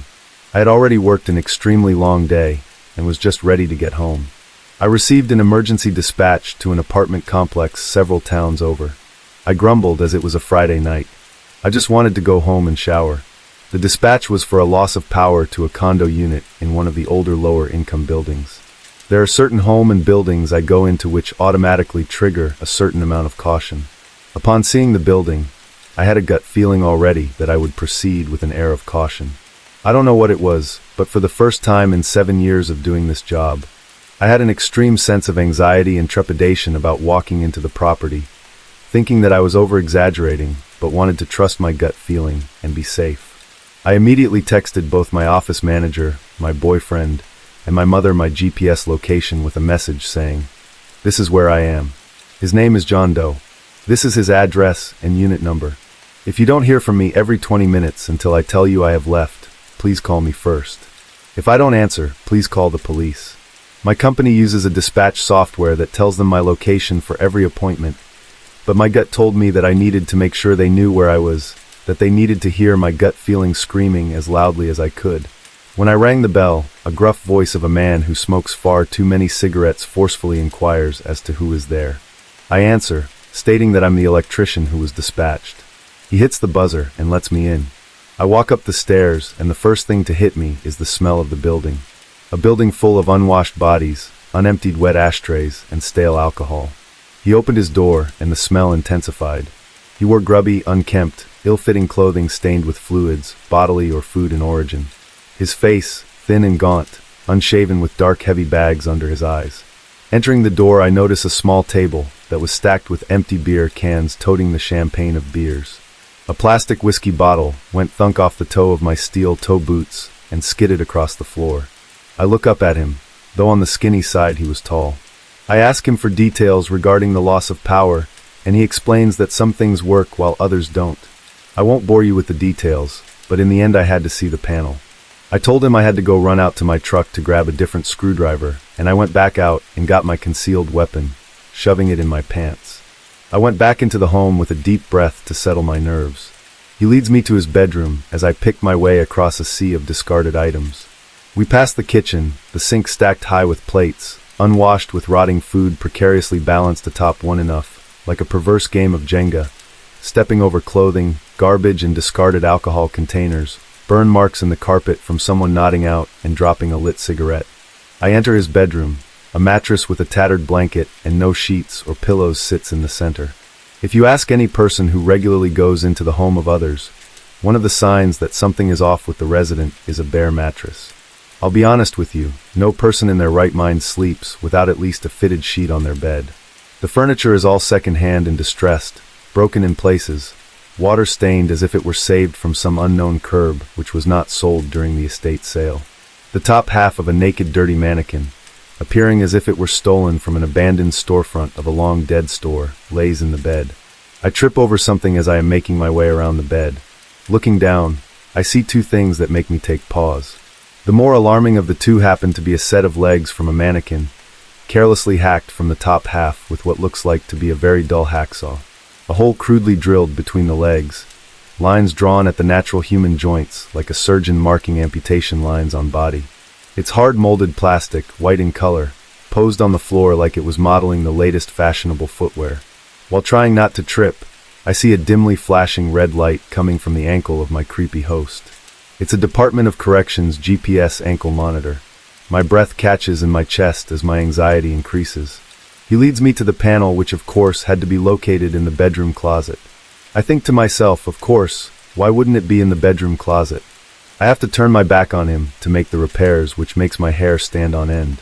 He watches me, smoking a cigarette and sneaking to the living room, often to take a swig from a brown paper bag, occasionally standing over me to view my progress. He stands behind me, his hot breath on the back of my neck.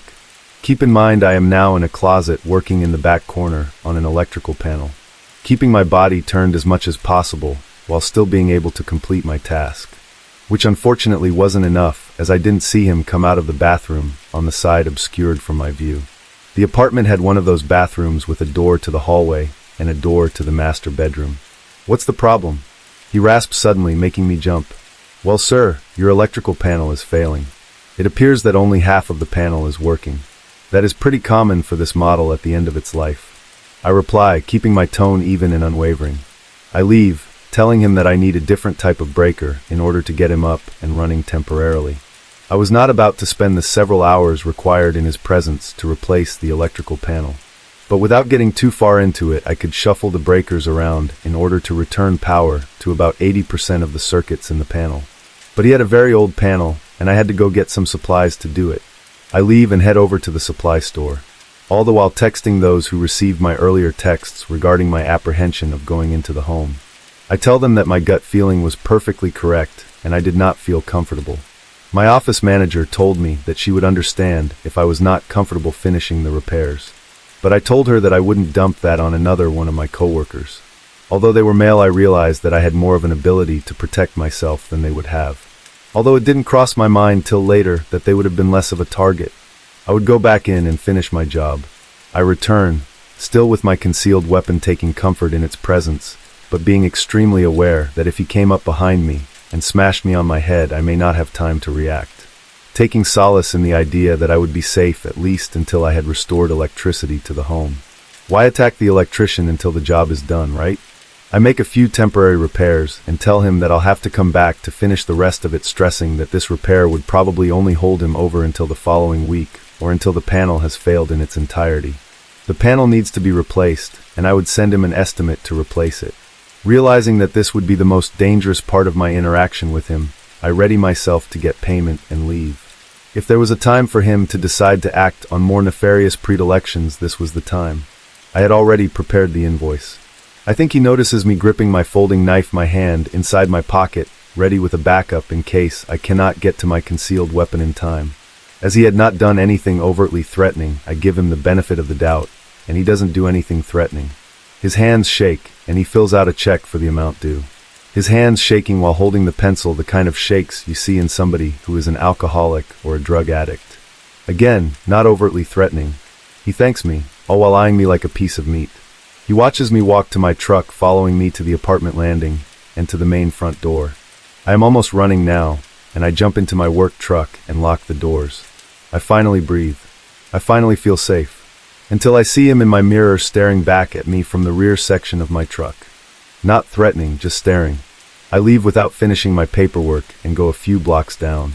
I stop and start shaking as the adrenaline slowly leaves my system. I reassure my family that I am safe and tell my boss that I cannot go back to that address. Within 10 minutes of leaving, the office manager contacts me and tells me that he has already booked an appointment for me to do the panel the following week. I tell her that I have not even sent him an estimate yet, and if he can't afford it, to be prepared for a cancellation. That following Monday, I prepare the estimate, and with the permission of my boss, I overprice it about 3 times what it should cost, hoping that he will not ask me to come back. No such luck. Within 10 minutes of sending the estimate, my boss called saying that he had accepted it and wishes to keep his appointment. I told my boss I cannot go back to a guy who accepts an estimate that costs 3 times over what it should, especially when he obviously didn't have funds to spare. I beg and plead not to make me go back. Instead, they offer to send me back with another person, and my heart drops. I look for a reason not to.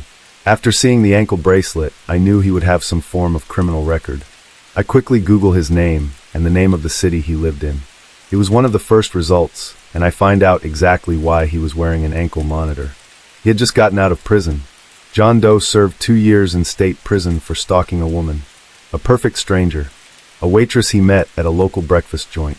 When she threatened to report him, he broke into her home. He held her hostage as she begged him to allow her to leave. When she refused, he told her he would kill her and threatened to dismember her. He threatened to make her disappear in a way that her family would never know where she went. The article didn't say how it concluded, but the woman was safely able to get away, and he was arrested. He then spent 2 years in a state penitentiary and received 5 years of monitored probation. He had only been released in the last year. It took less than a year for that apartment to get in that state. My heart leapt into my chest as I realized what this man may have truly been capable of. Here I was, a small woman in the service industry, just like that waitress. Him setting up the appointment, overpriced. It was all so wrong. With the evidence of the mannequin staring me in the face, it appears his fantasy is alive and well. It appears that the last 2 years have taught him exactly what he wanted to do. I thought back over the last week and remember 2 occasions where a beat-up old tan Buick had been following me, but not closely, not even enough to set off alarm bells. But again, I noticed these type of things. I can't be 100% sure it was him, but looking back, it probably was. It just seemed like the car would spontaneously appear and follow me between appointments, never entering the neighborhood I was going into, but would follow me onto the main streets. Keep in mind, my work van is essentially a 9-foot-tall billboard for my company. I am impossible to miss, so you do not have to be very close to see where my truck is going. I do not have a rear view mirror, so if you're in the right spot, I cannot see a good majority of a car that's behind me. I can tell there is in fact a car behind me, but I obviously cannot see the front portion of it. The car would always be around for a few of my morning appointments, but once I would travel more than about 15 miles away from the town that John Doe lived in, it would vanish. When I'm doing estimates all day, I can easily drive about 200 miles in one work day. I can drive between job sites that are maybe 10 minutes apart, or up to about an hour and a half from each other. I crisscross the northeastern half of the state all day. It makes it extremely difficult for somebody to follow me all day long. I assume he tried to find me by name, but without telling you my name, I can tell you that I have an incredibly common name, to the point where when I was in middle school, there was another girl attending the school with the same exact name, first and last. My name is so incredibly common that unless you knew me personally, you could not find me on the internet. I keep all of my security settings on social media incredibly strict, and I never post anything that will reveal my location. I even have this setting off in my phone that saves the location to a photo. I wouldn't say that I'm paranoid per se, but I learned very young what the world is actually like, that most people do not have your best interest in mind. I can thank the US Army for teaching me, but once something goes into the internet, it can never be truly deleted. I think this is why he was never able to find me, although I am sure he tried.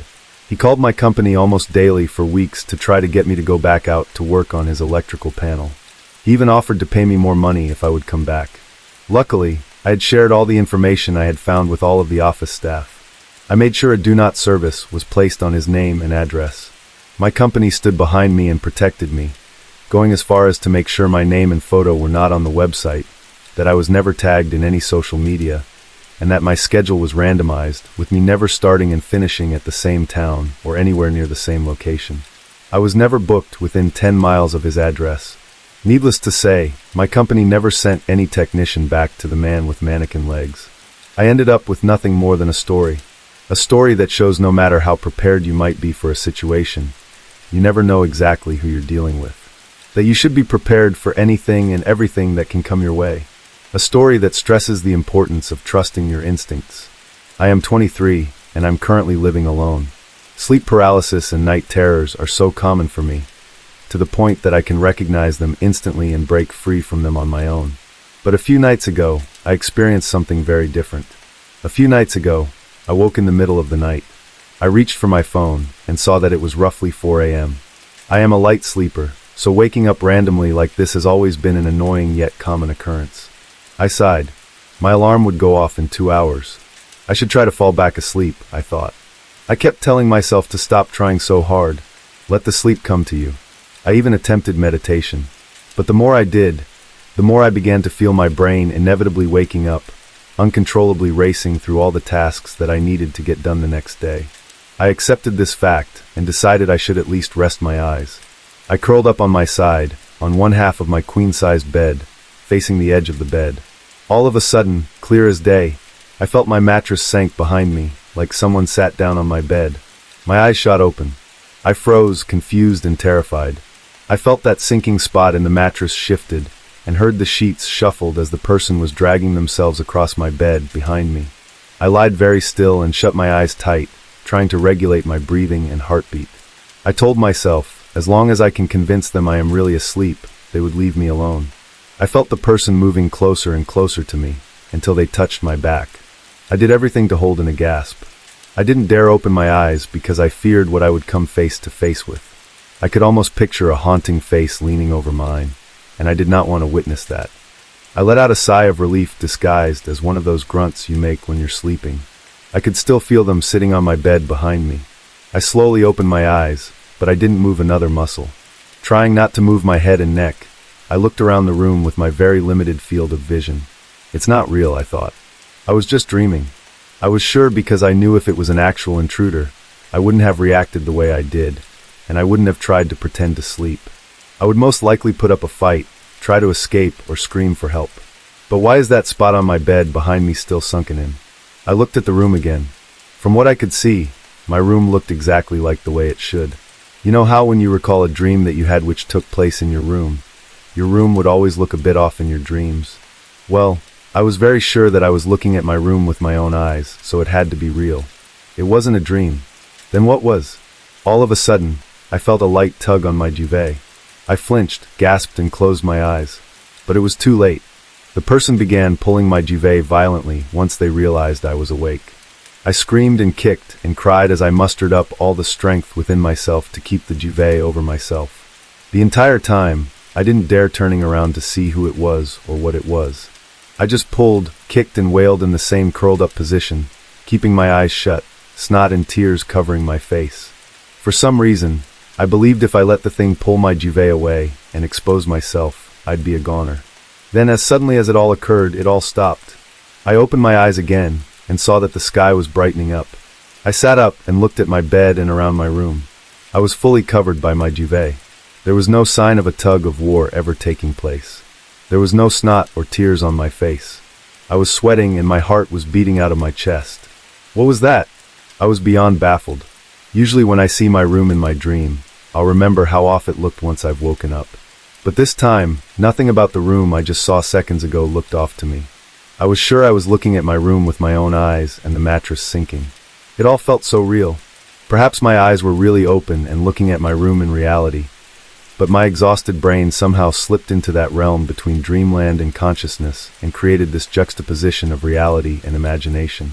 But I am open to any other explanations. It was 2012, and I was just starting to take backpacking seriously. I'd been drawn to the idea of disconnecting from the chaos of daily life and immersing myself in the solitude of nature. My first trip was supposed to be a simple overnighter in a remote part of the Appalachian foothills. No roads, no people, just miles of trails winding through dense forest. I had no idea how much that trip would shape the way I camped for the rest of my life. I'd planned it meticulously, reading guidebooks and forums, choosing a spot that seemed isolated but manageable for a beginner. I was 26 and in decent shape, though I'd never done anything like this before. Armed with a map, a compass and my gear, I drove to the trailhead early on a cool October morning. The hike to my chosen campsite was uneventful. The trail wound through thick groves of oak and pine, the ground carpeted with fallen leaves. The air was crisp, carrying the faint scent of damp earth and with smoke from distant hunters' camps. By mid-afternoon, I'd reached a small clearing near a shallow creek. It was perfect, flat ground, plenty of firewood, and not a soul in sight. I set up my tent, gathered some water, and built a small fire. As the sun dipped below the horizon, I cooked a simple meal and settled in for the night. The quiet was profound, broken only by the occasional rustle of leaves or the chirp of a cricket. I remember feeling a deep sense of peace, the kind that only comes from being far away from the noise of civilization. That peace didn't last long. I woke just before dawn to the sound of crunching footsteps. At first, I thought it was an animal, a deer or maybe a raccoon, but the steps were too heavy, deliberate. Whoever it was, they were circling my tent. My heart pounded as I lay perfectly still listening. The steps would stop, then start again, sometimes closer, sometimes farther away. Then came a low, guttural grunting like someone clearing their throat, but more animalistic. It was loud enough to make my skin crawl. I gripped the handle of my knife, my only weapon, and debated what to do. If I called out, would they leave or would it provoke them? My instincts told me to stay silent, so I did. The grunting stopped, and the footsteps moved off toward the creek. Through the thin fabric of my tent, I could make out a figure in the faint light of dawn. The man, because it was definitely a man, was tall and thin, wearing tattered clothes. He moved strangely, almost like he was drunk or disoriented. I watched as he staggered down to the water and waded in. For the next 15 minutes, he splashed around, yelling incoherently. It wasn't angry yelling, but more like the excited shouts of a child playing in the rain. The sound echoed through the trees, breaking the stillness of the morning. I thought about packing up and leaving right then, but I was afraid he'd notice me. I decided to wait it out, hoping he'd move on. When he finally climbed out of the water, he stood on the bank for a while, staring into the woods. Then, without warning, he started back toward my tent. I held my breath as his footsteps circled me again.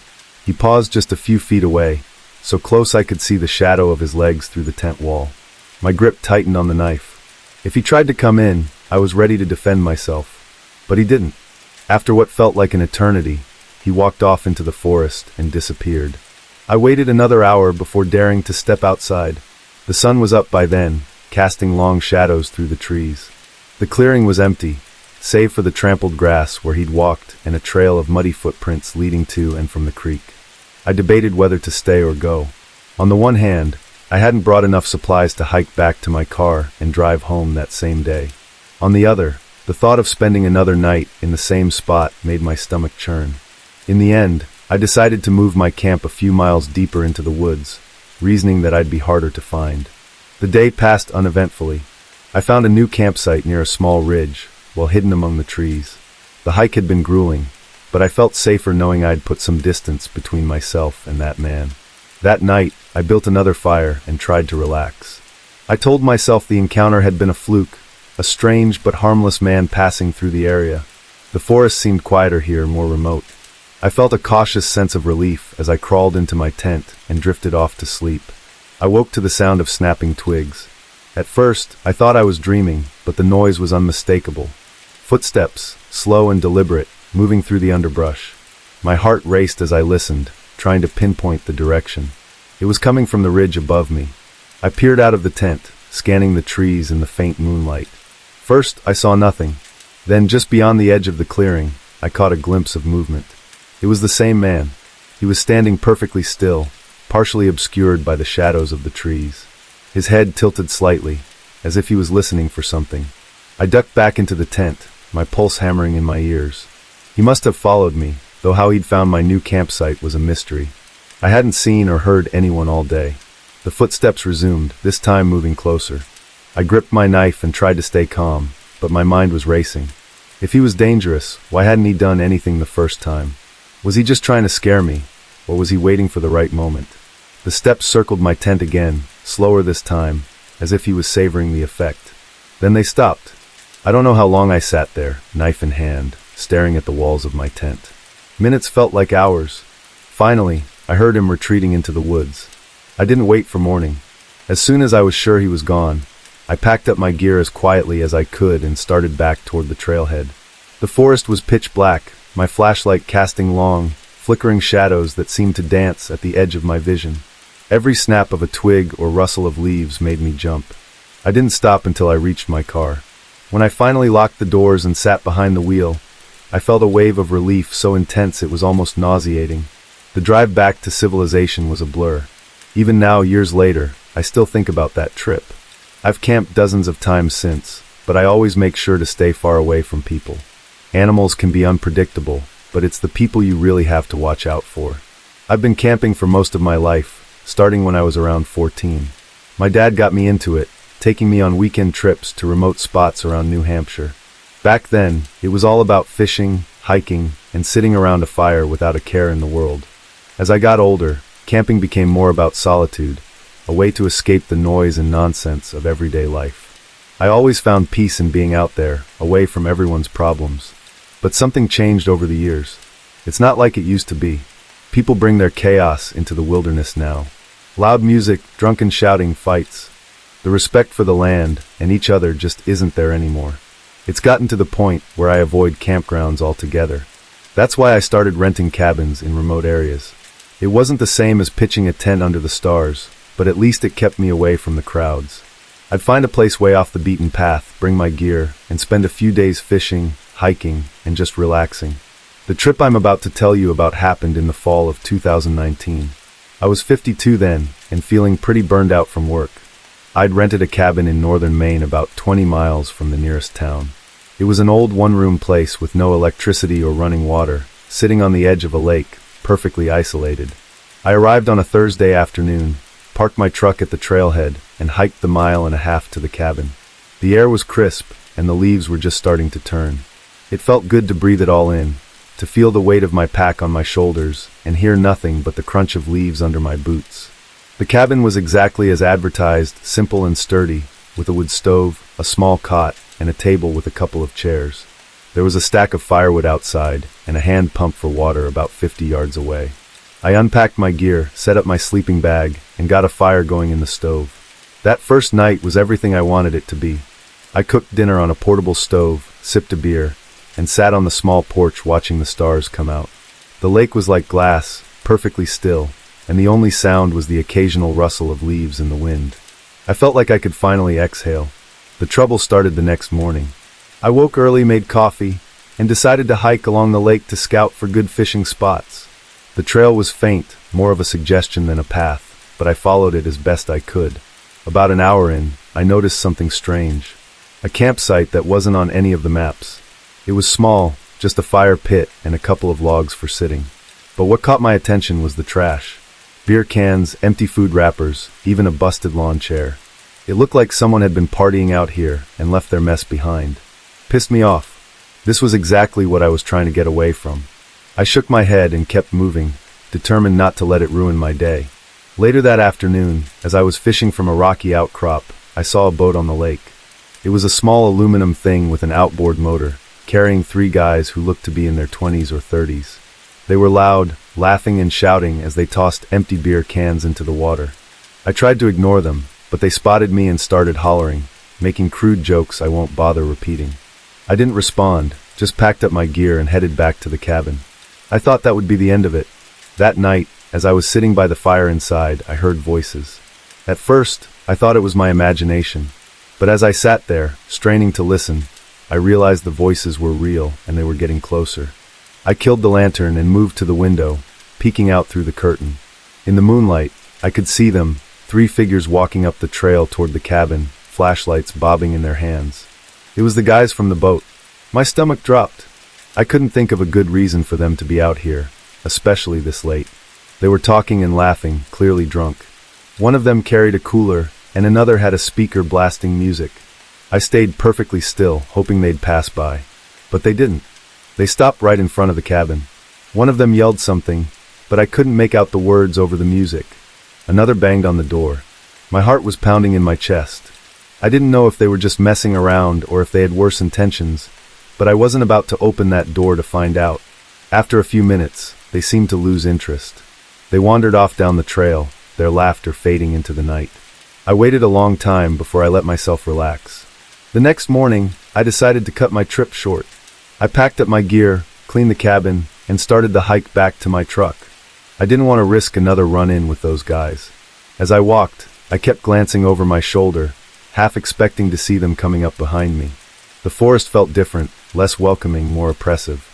Every snap of a twig made me jump. When I reached the trailhead, I felt a surge of relief. But as I approached my truck, that relief turned to dread. The windshield was smashed. Beer bottles littered the ground around it, and the tires had been slashed. A crude message was scratched into the paint on the driver's side door. "Go home." I stood there, stunned. My phone had no signal this far out, and the nearest town was miles away. I had no choice but to start walking. It took me the better part of the day to reach a ranger station. When I explained what happened, the ranger nodded grimly. He said they'd been having trouble with groups like that, people who thought the wilderness was their personal playground, with no regard for anyone else. The rangers eventually found my truck and towed it back to town. The damage was extensive, and the repairs cost more than I care to admit. I haven't been back to that cabin since. Hell, I haven't been on a camping trip at all. It's not the wilderness I'm afraid of. It's the people. It was late August, 2015, and my sister Rachel and I had planned a weekend camping trip deep in the Sierra Nevada mountains. The area was known for its dispersed camping spots, remote, no facilities, and best of all, free. It was just the kind of solitude we both needed after months of hectic schedules. Rachel and I weren't alone, though. Between us, we had 2 dogs, Scout, my blue heeler, and Luna, her Norwegian elk hound. Both were good dogs, loyal and well-behaved, but they couldn't have been more different in temperament. Scout was calm and steady, rarely barking or showing signs of aggression. Luna, on the other hand, was high energy and fiercely protective of Rachel. Together, they made us feel safe no matter where we went. We arrived at the campsite just after noon. The dirt road leading to the area was rutted and rough, flanked by tall pines and the occasional rock outcropping. The campsite itself wasn't much, a flat patch of earth surrounded by trees, with a fire pit made of stacked stones that previous campers had left behind. We were alone as far as we could tell. The plan was simple. Spend the first night just us and the dogs, and our boyfriends, Mark and James, would join us the next day. We parked the car, unloaded our gear, and started setting up the tent.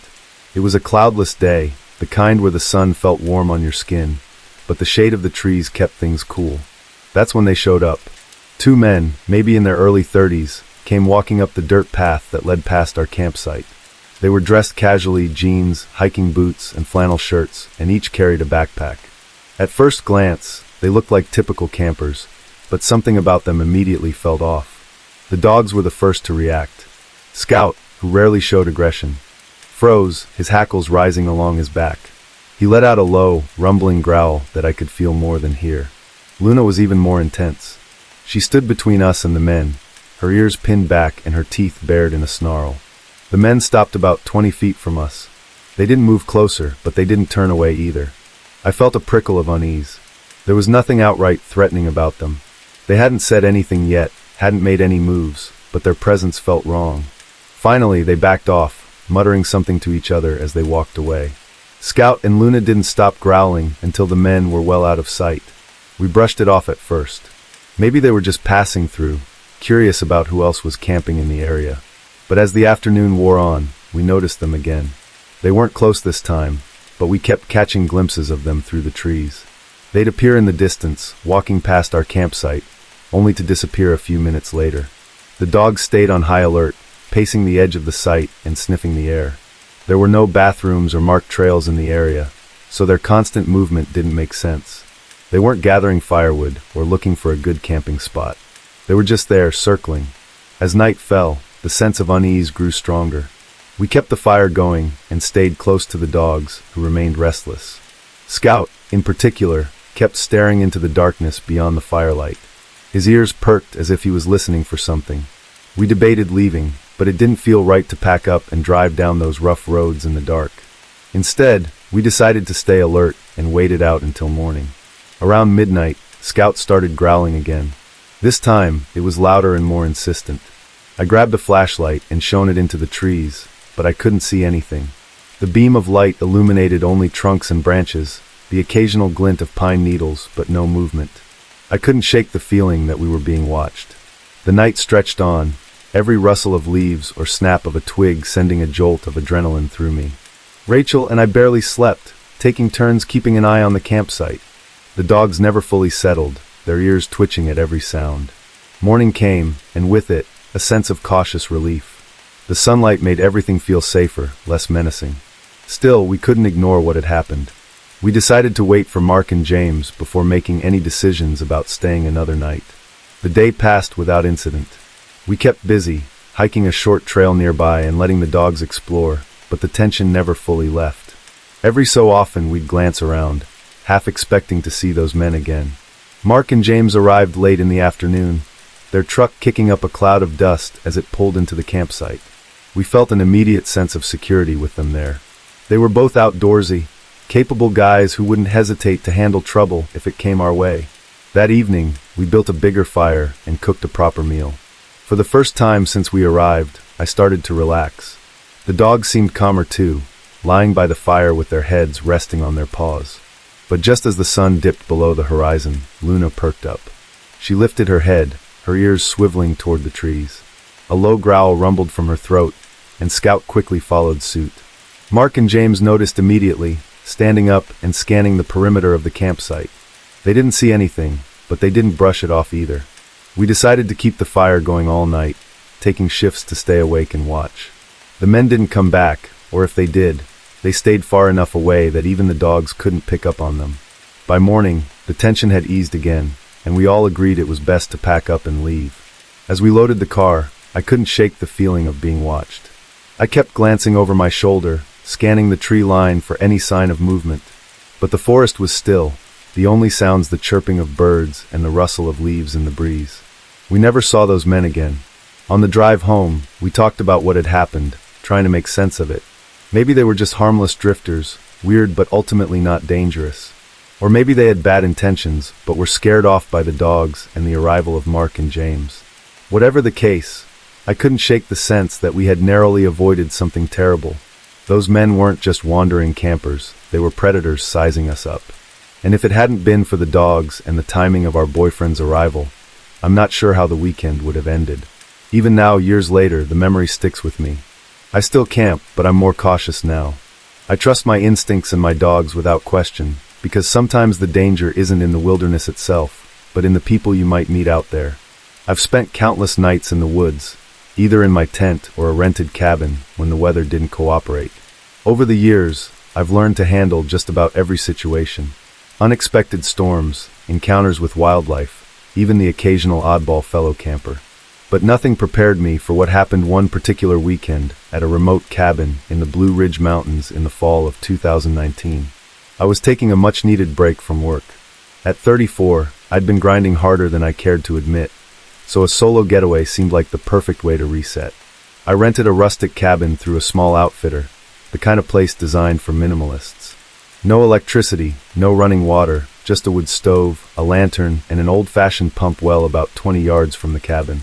The cabin sat on a ridge overlooking a forested valley, and the nearest neighbor was at least a half-mile away. The first day went as expected. I arrived mid-afternoon, parked my car at the base of a dirt access road, and hiked the mile and a half up to the cabin. The air was crisp, the leaves just beginning to turn. The cabin itself was as advertised, a one-room wooden structure with a small porch and a simple outhouse tucked into the trees behind it. I spent the afternoon chopping some firewood and setting up my gear. I'd brought enough supplies for 3 days, water, a cooler with some food, and a book I'd been meaning to finish. As the sun dipped below the horizon, I lit the wood stove and settled in for the night. It was quiet in a way that only the wilderness can be. I could hear every crackle of the fire, every rustle of the wind in the trees. It was peaceful, but there was also that slight edge of unease that always comes with being alone in the middle of nowhere. The first night passed without incident. I slept deeply, waking only once when I thought I heard a distant noise, something like a faint shout, but I convinced myself it was the wind and drifted back to sleep. The second day I decided to explore the area. There were no marked trails near the cabin, but the outfitter had mentioned an old logging road that wound through the forest. I followed it for a couple of miles, enjoying the solitude and the occasional glimpse of deer or wild turkeys. Around mid-afternoon, as I was making my way back to the cabin, I noticed something odd. A man was sitting on a boulder just off the road, maybe 50 yards ahead. He was dressed in work boots and a flannel shirt, with a weathered hat pulled low over his face. I wasn't expecting to see anyone out here, but I figured he was probably a hunter or another hiker. As I got closer, I nodded in his direction, but he didn't respond. He just sat there, staring off into the trees.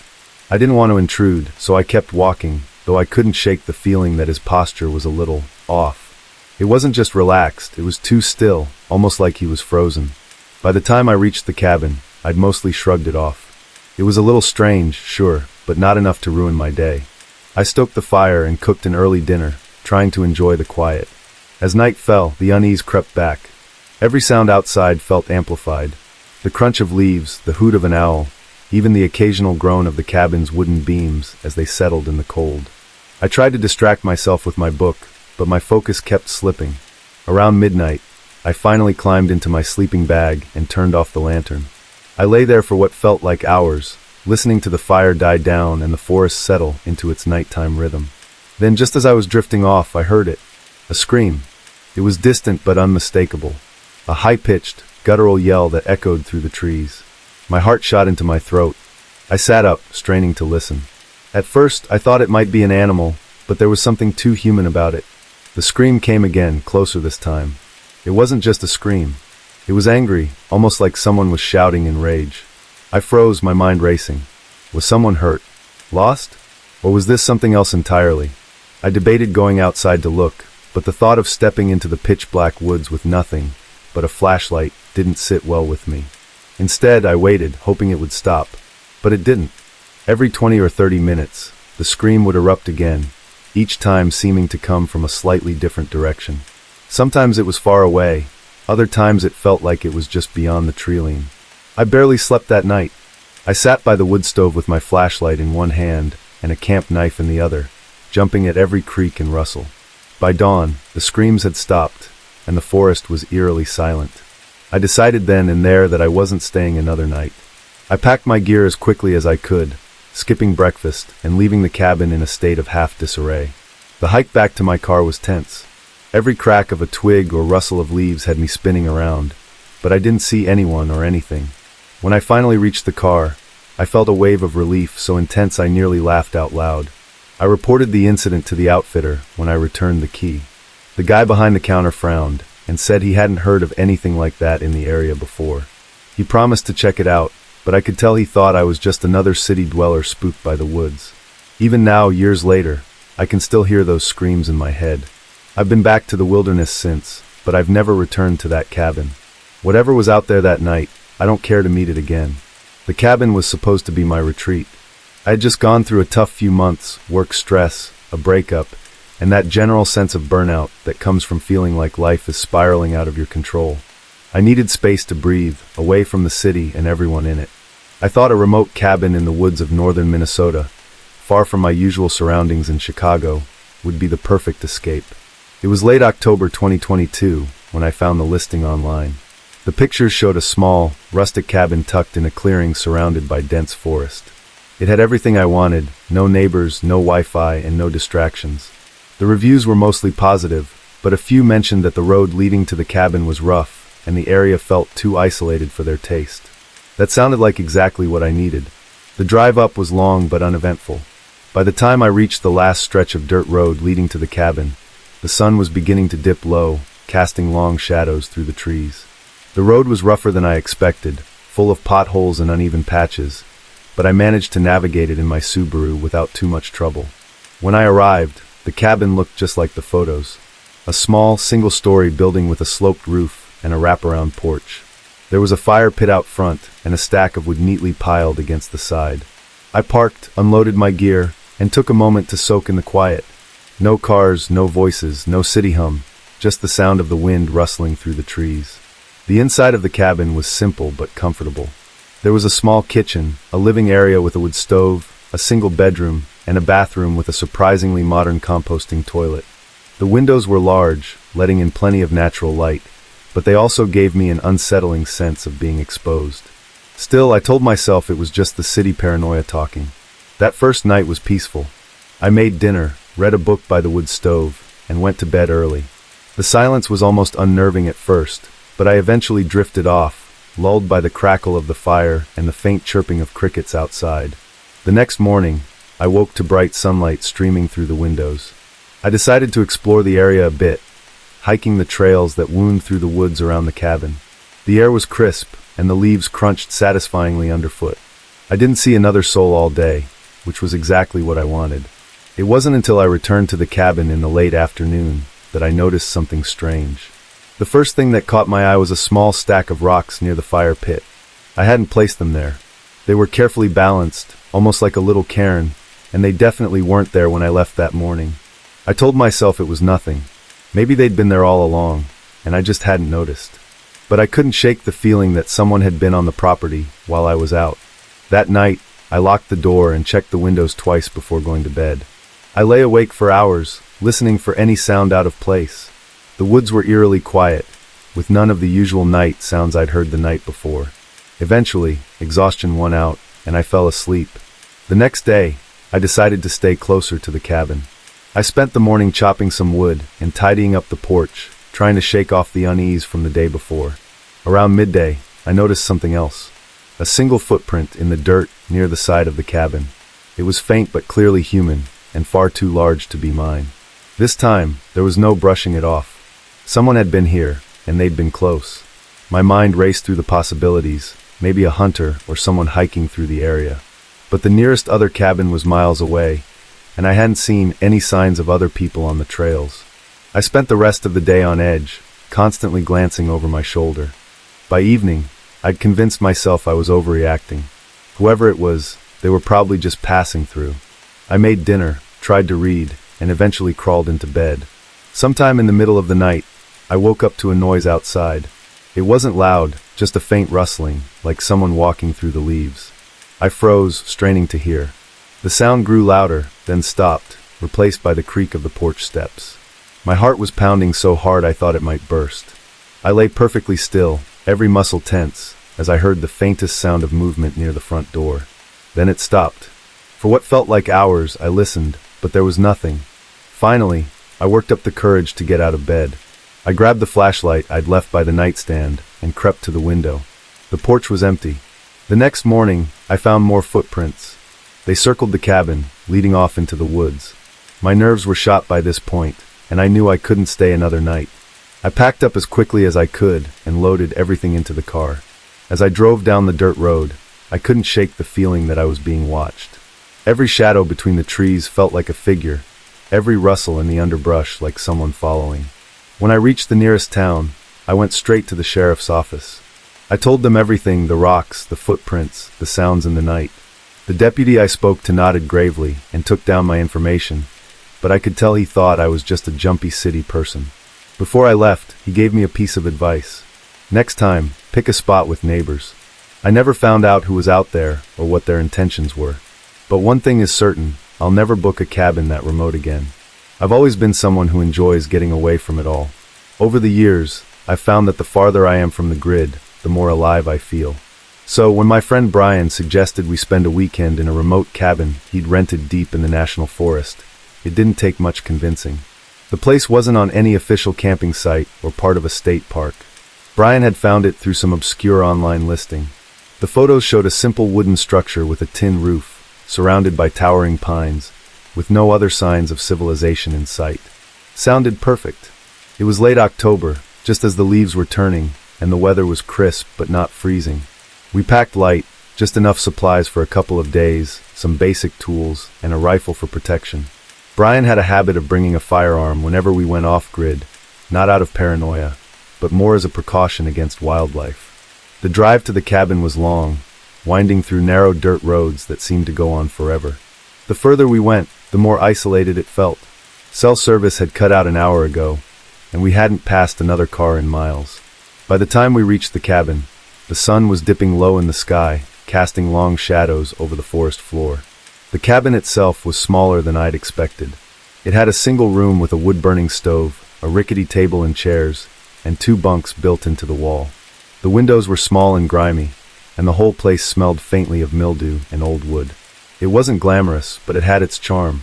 After unloading our gear, we set about gathering firewood from the surrounding forest. The air was cool and still, and the only sounds were the crunch of leaves underfoot and the occasional chirp of a bird.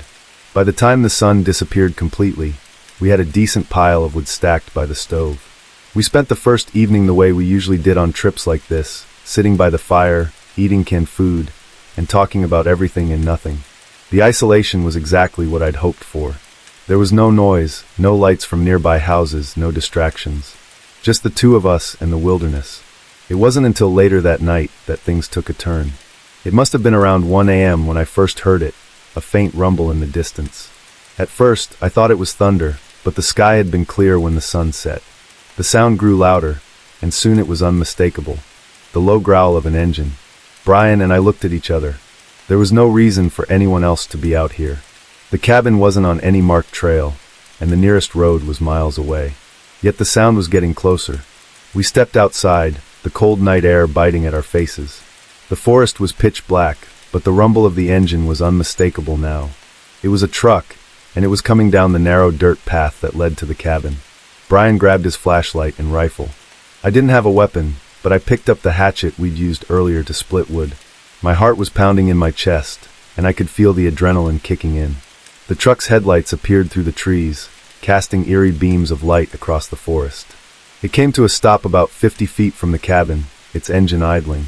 The glare of the lights made it hard to see the vehicle clearly, but it looked old, with a rusted grille and a loud, uneven growl. Neither of us moved. I stood behind Brian, the flashlight casting his shadow across the ground in front of him. He held the rifle in a way that left no doubt what it was. We didn't say a word, we didn't need to. Whoever was in that truck could see us standing there, armed and motionless. For a moment, nothing happened. The truck just sat there, its engine rumbling and its headlights glaring. Then slowly it began to reverse. I could feel my pulse hammering in my ears as the truck backed away, its tires crunching over the dirt and leaves. It didn't turn around. It just reversed down the narrow path until it was out of sight. The sound of the engine faded into the distance until the night was silent again. Neither of us moved for what felt like an eternity. Finally, Brian lowered the rifle and exhaled. "We should keep watch," he said quietly, breaking the silence. We went back inside and locked the door, though we both knew it wouldn't stop anyone determined to get in. Brian sat by the window, rifle in hand, while I stayed near the door with the hatchet. We didn't sleep. The rest of the night passed without incident, but the sense of unease lingered. Who had that been? A lost hunter? Someone who'd stumbled onto the wrong path? Or something else entirely? The way they'd sat there, just watching us, didn't feel like an accident. By morning, we were both on edge. We packed up our gear and decided to cut the trip short. The peaceful isolation that had drawn us to the cabin now felt oppressive, as if the forest itself was watching us. As we drove away, we kept an eye on the rearview mirror, half expecting to see the truck following us. But the road remained empty, and we made it back to the main highway without incident.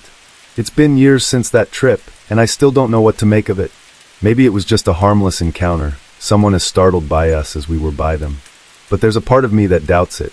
The way the truck appeared out of nowhere, the way it lingered, watching us in the dead of night. It felt wrong, like we'd stumbled into a place we weren't meant to be. I haven't been back to that cabin since, and I don't plan to. Some places are better left alone. My husband, Paul, and I had planned this trip to Clearview State Park for months. It was late October, and the days were just starting to get shorter.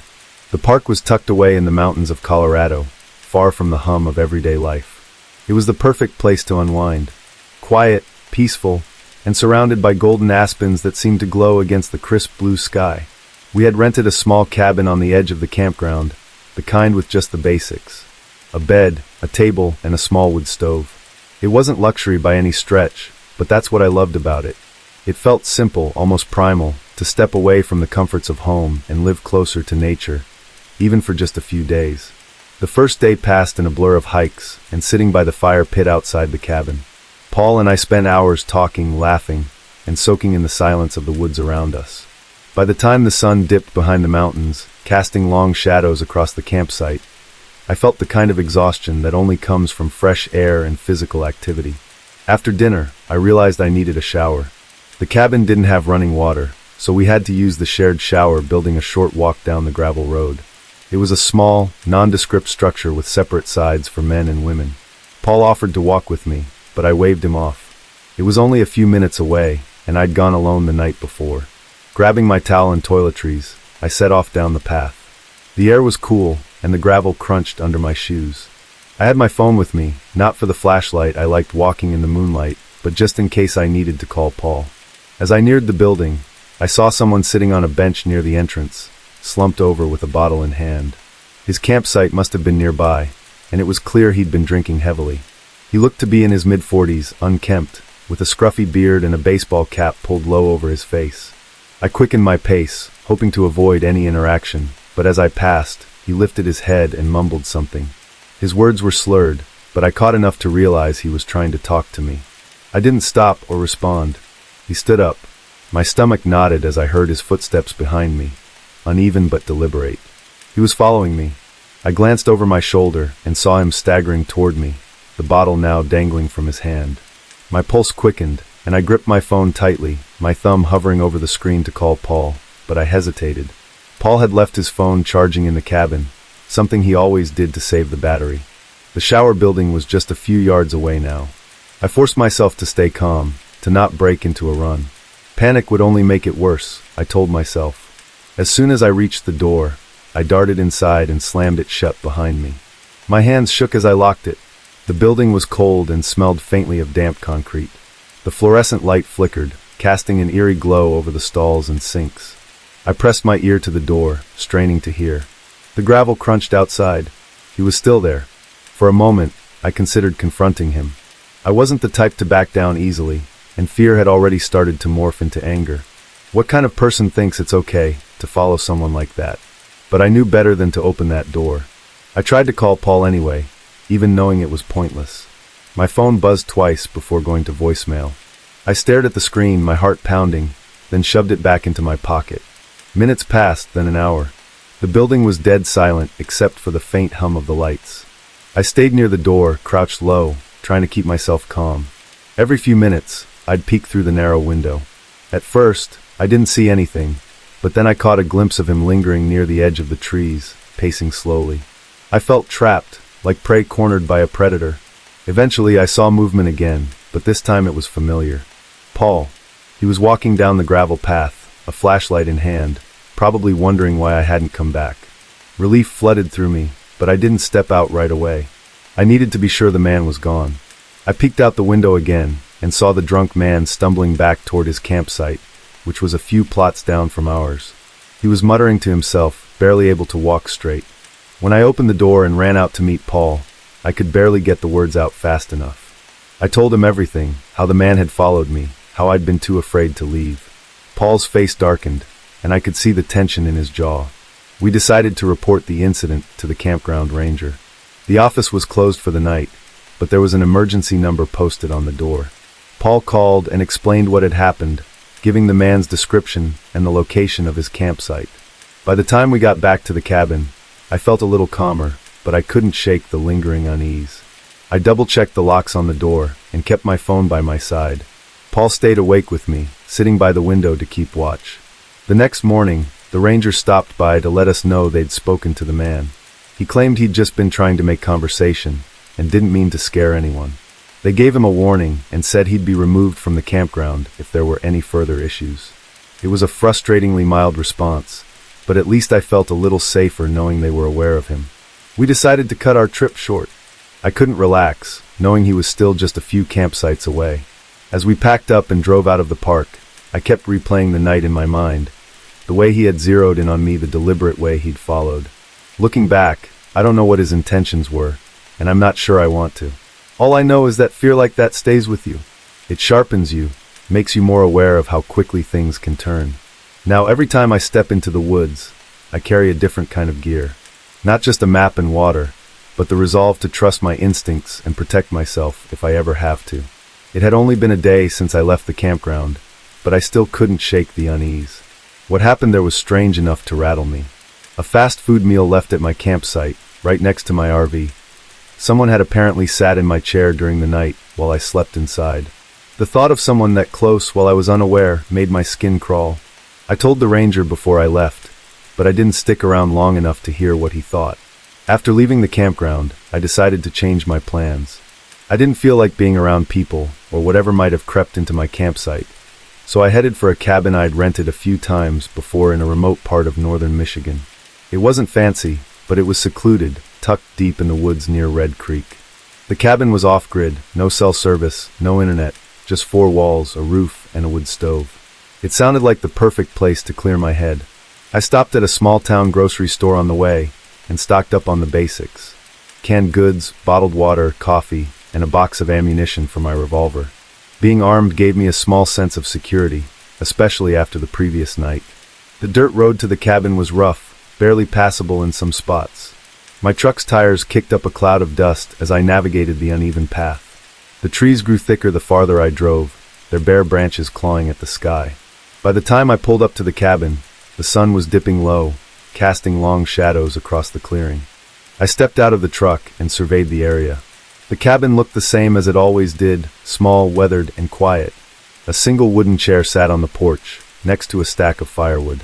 I unloaded my supplies and carried them inside. The air was cool and stale, carrying the faint scent of wood smoke from past visitors. After unpacking, I set about getting the place ready for the night. I lit a fire in the stove, filled a lantern with kerosene, and double-checked the locks on the door and windows.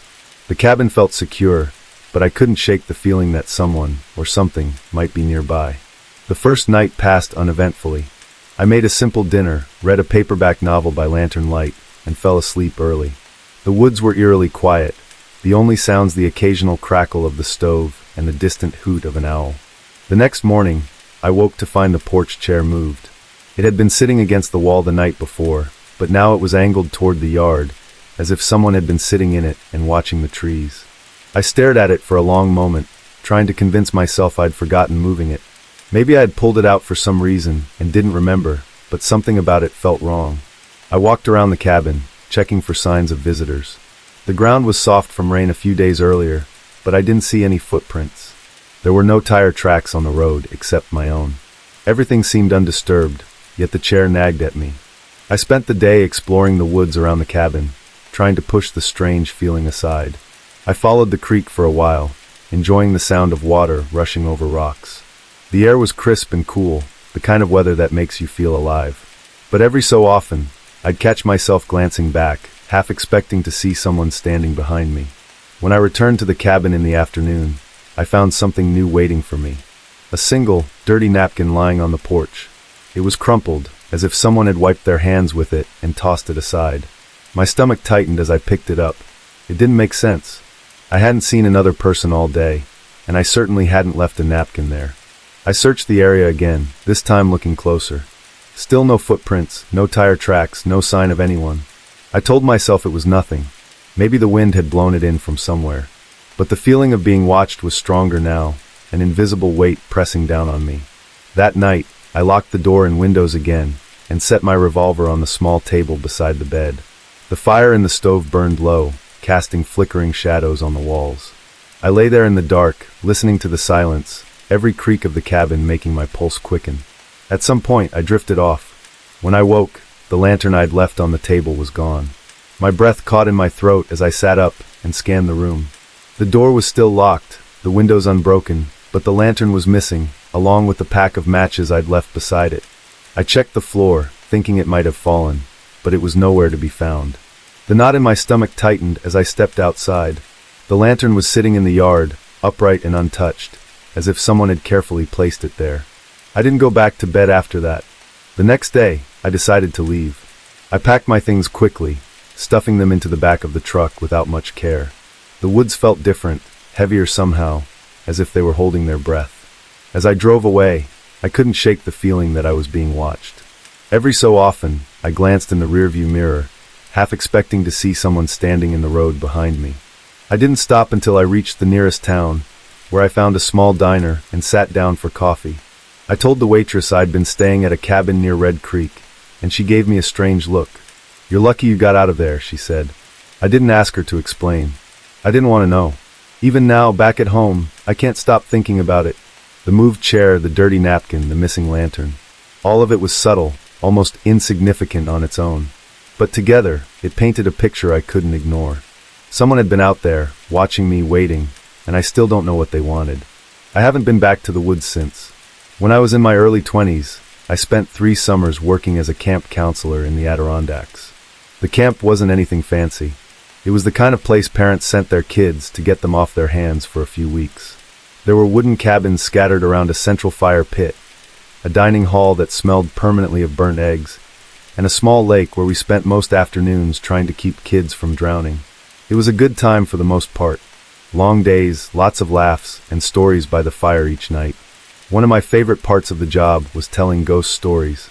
It was a camp tradition for counselors to take turns trying to outscare each other, and by my second summer, I had perfected my signature tale. I'd start with a slow build, letting the kids' imaginations run wild, before dropping the kicker at the end. The story itself wasn't anything too creative. It was about a man who had been wronged, cheated out of his land or money depending on my mood, and had come back from the dead to seek revenge. The twist was that he wouldn't stop killing until someone gave him 2 of their teeth, and the names of 2 others to take instead.